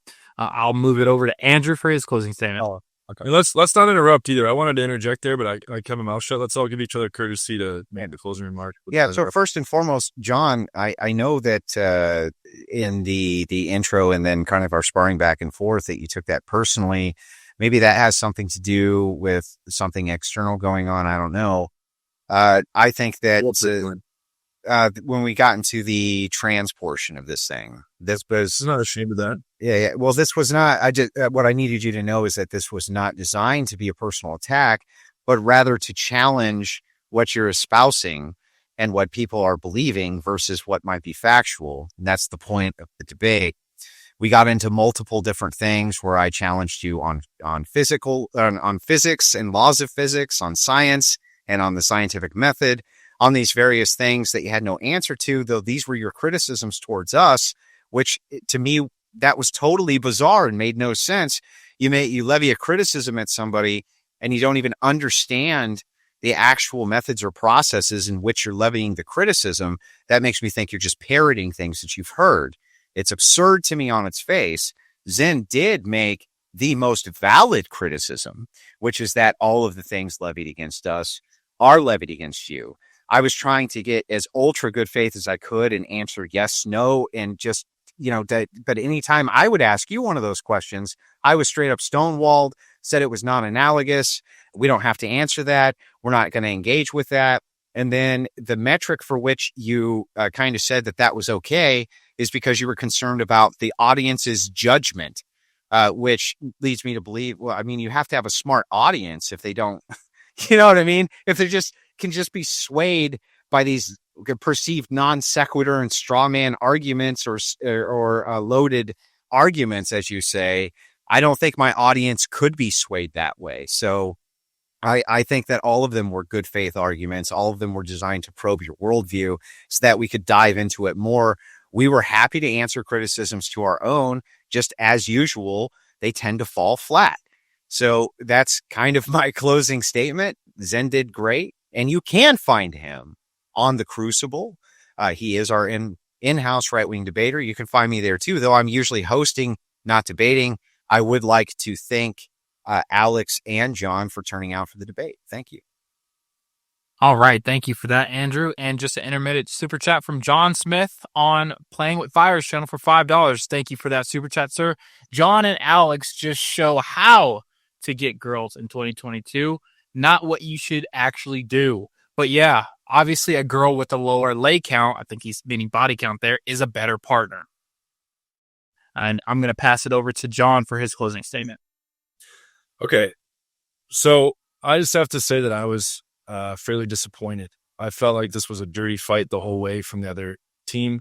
It was a lot of, I'm going to make a response while I'll dissect it. It'll waste much time, but it was a lot of apples and oranges. There was a lot of logical fallacies. There was a lot of loaded questions. They picked extreme skepticism. They played games with definitions, and they made a lot of wrong assumptions followed by deductive points, which is why I kept calling timeouts, because no, I don't think the audience is clever enough to follow the little games you were playing that can defeat my position unfairly. So if this happens again, there's going to be some strict rules regarding the types of points that can be made, and I'm going to continue to speak up.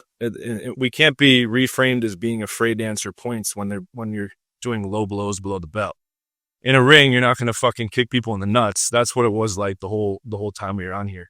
And for the record, I don't think we're the crazy ones saying miracles are insane. Okay, it's for the same reason we don't believe in Santa Claus or the Tooth Fairy anymore. I look at Jesus Christ on the same exact level, no different whatsoever. Okay, same with all the other religions. So I don't see them as binding threats, and I don't think people should live their lives in fear of going to a place down below that we now know is magma. Okay, we didn't know that before, or going to a place above that we used to think was heaven, but now we know that's the solar system. Okay, a lot of these claims are outdated, and now science destroys them. And once people learn enough about science, it's very easy to be an atheist. Okay, before evolution and modern neuroscience, it was a lot tougher. But now we have real explanations for these things. And if you're going to try to claim that we just can't tell that it's blood once you've drank the wine and it's probably blood, anyone with half a brain is going to say, no, you're retarded. Okay, and that's how it. So I just want to stress we have to make this a fair fight, and we're not the ones making the wild claims here. That's you guys. Got it. Thank you for that, John. Intermittent super chat from our channel on The Crucible for 100 Mexican pesos, which would be computed out to $5 over here. 26 cents. 26 cents. Yeah. Inflation. It's inflation page. Bro, Emmanuel, trying to fill up that gas tank. Let me teach you some expert hammering techniques, and by showing you how to build insecure but very affordable and comfortable tree houses. You decide how to use those techniques. Do you see any problem? That's a question, but you don't have to answer it. Thank you for your super chat, sir. And we'll pass it on for Alex, the leader and creator of Playing with Fire, guys. Remember to like, share, and subscribe to his channel. Sir, give us your closing statements. Sure. So I'll start off by thanking everyone. Thank you, Pedro. Thank you, Zen. Thank you, Andrew. Thank you, John. They became a shit show at times, but I appreciate you guys coming on. So with that being said, let me get into my closing statement. I'm going to comment on what Zen and Andrew said. I think you attempted to step into a worldview that is true, but I don't think you really did. An example that Zen gave when just because evolution has never been recreated, it debunks our argument. That's not true, because millions of births have taken place in recent history, and aside from artificial insemination, none of them involved a virgin giving birth. So again, we're comparing apples to oranges. I think that was done a lot throughout the debate, and we have to compare apples to apples. I think also the fact that you were having sex before marriage and now are virtually signaling that you shouldn't take away from, that does take away from your credibility. I also think the definition game takes away from the argument at hand. I don't think it adds to the discussion. You made the argument near the end that I'm inconsistent between what I say I teach and what I really teach. And that's interesting. I'd be curious to hear you prove that in the next debate. because that is something that was only brought up at the very, very, very end. And I could not fundamentally disagree with that more, because you're effectively calling me a hypocrite. So, or at the very least saying I'm inconsistent. So I'll be very curious to hear you respond to that. Well, my overall assessment of the situation is you guys are better debaters, but our arguments are a lot better. My 2 cents. Awesome. And guys, that was the closing statements for this debate. It will probably more than likely have a part 4. It was very good at the end. Like Alex said, I fully agree. At times it was a definite shit show, but usually in the later half of these things, I've been noticing it comes back home and gets more productive. So hopefully next time we come back and we see you guys, we can pin it from here and unpin it right here. Thank you so much, Alex, for letting us on your channel. We appreciate it. At this time, I don't know if Andrew and Zen want to leave, but Alex, I saw last time you stayed on stream.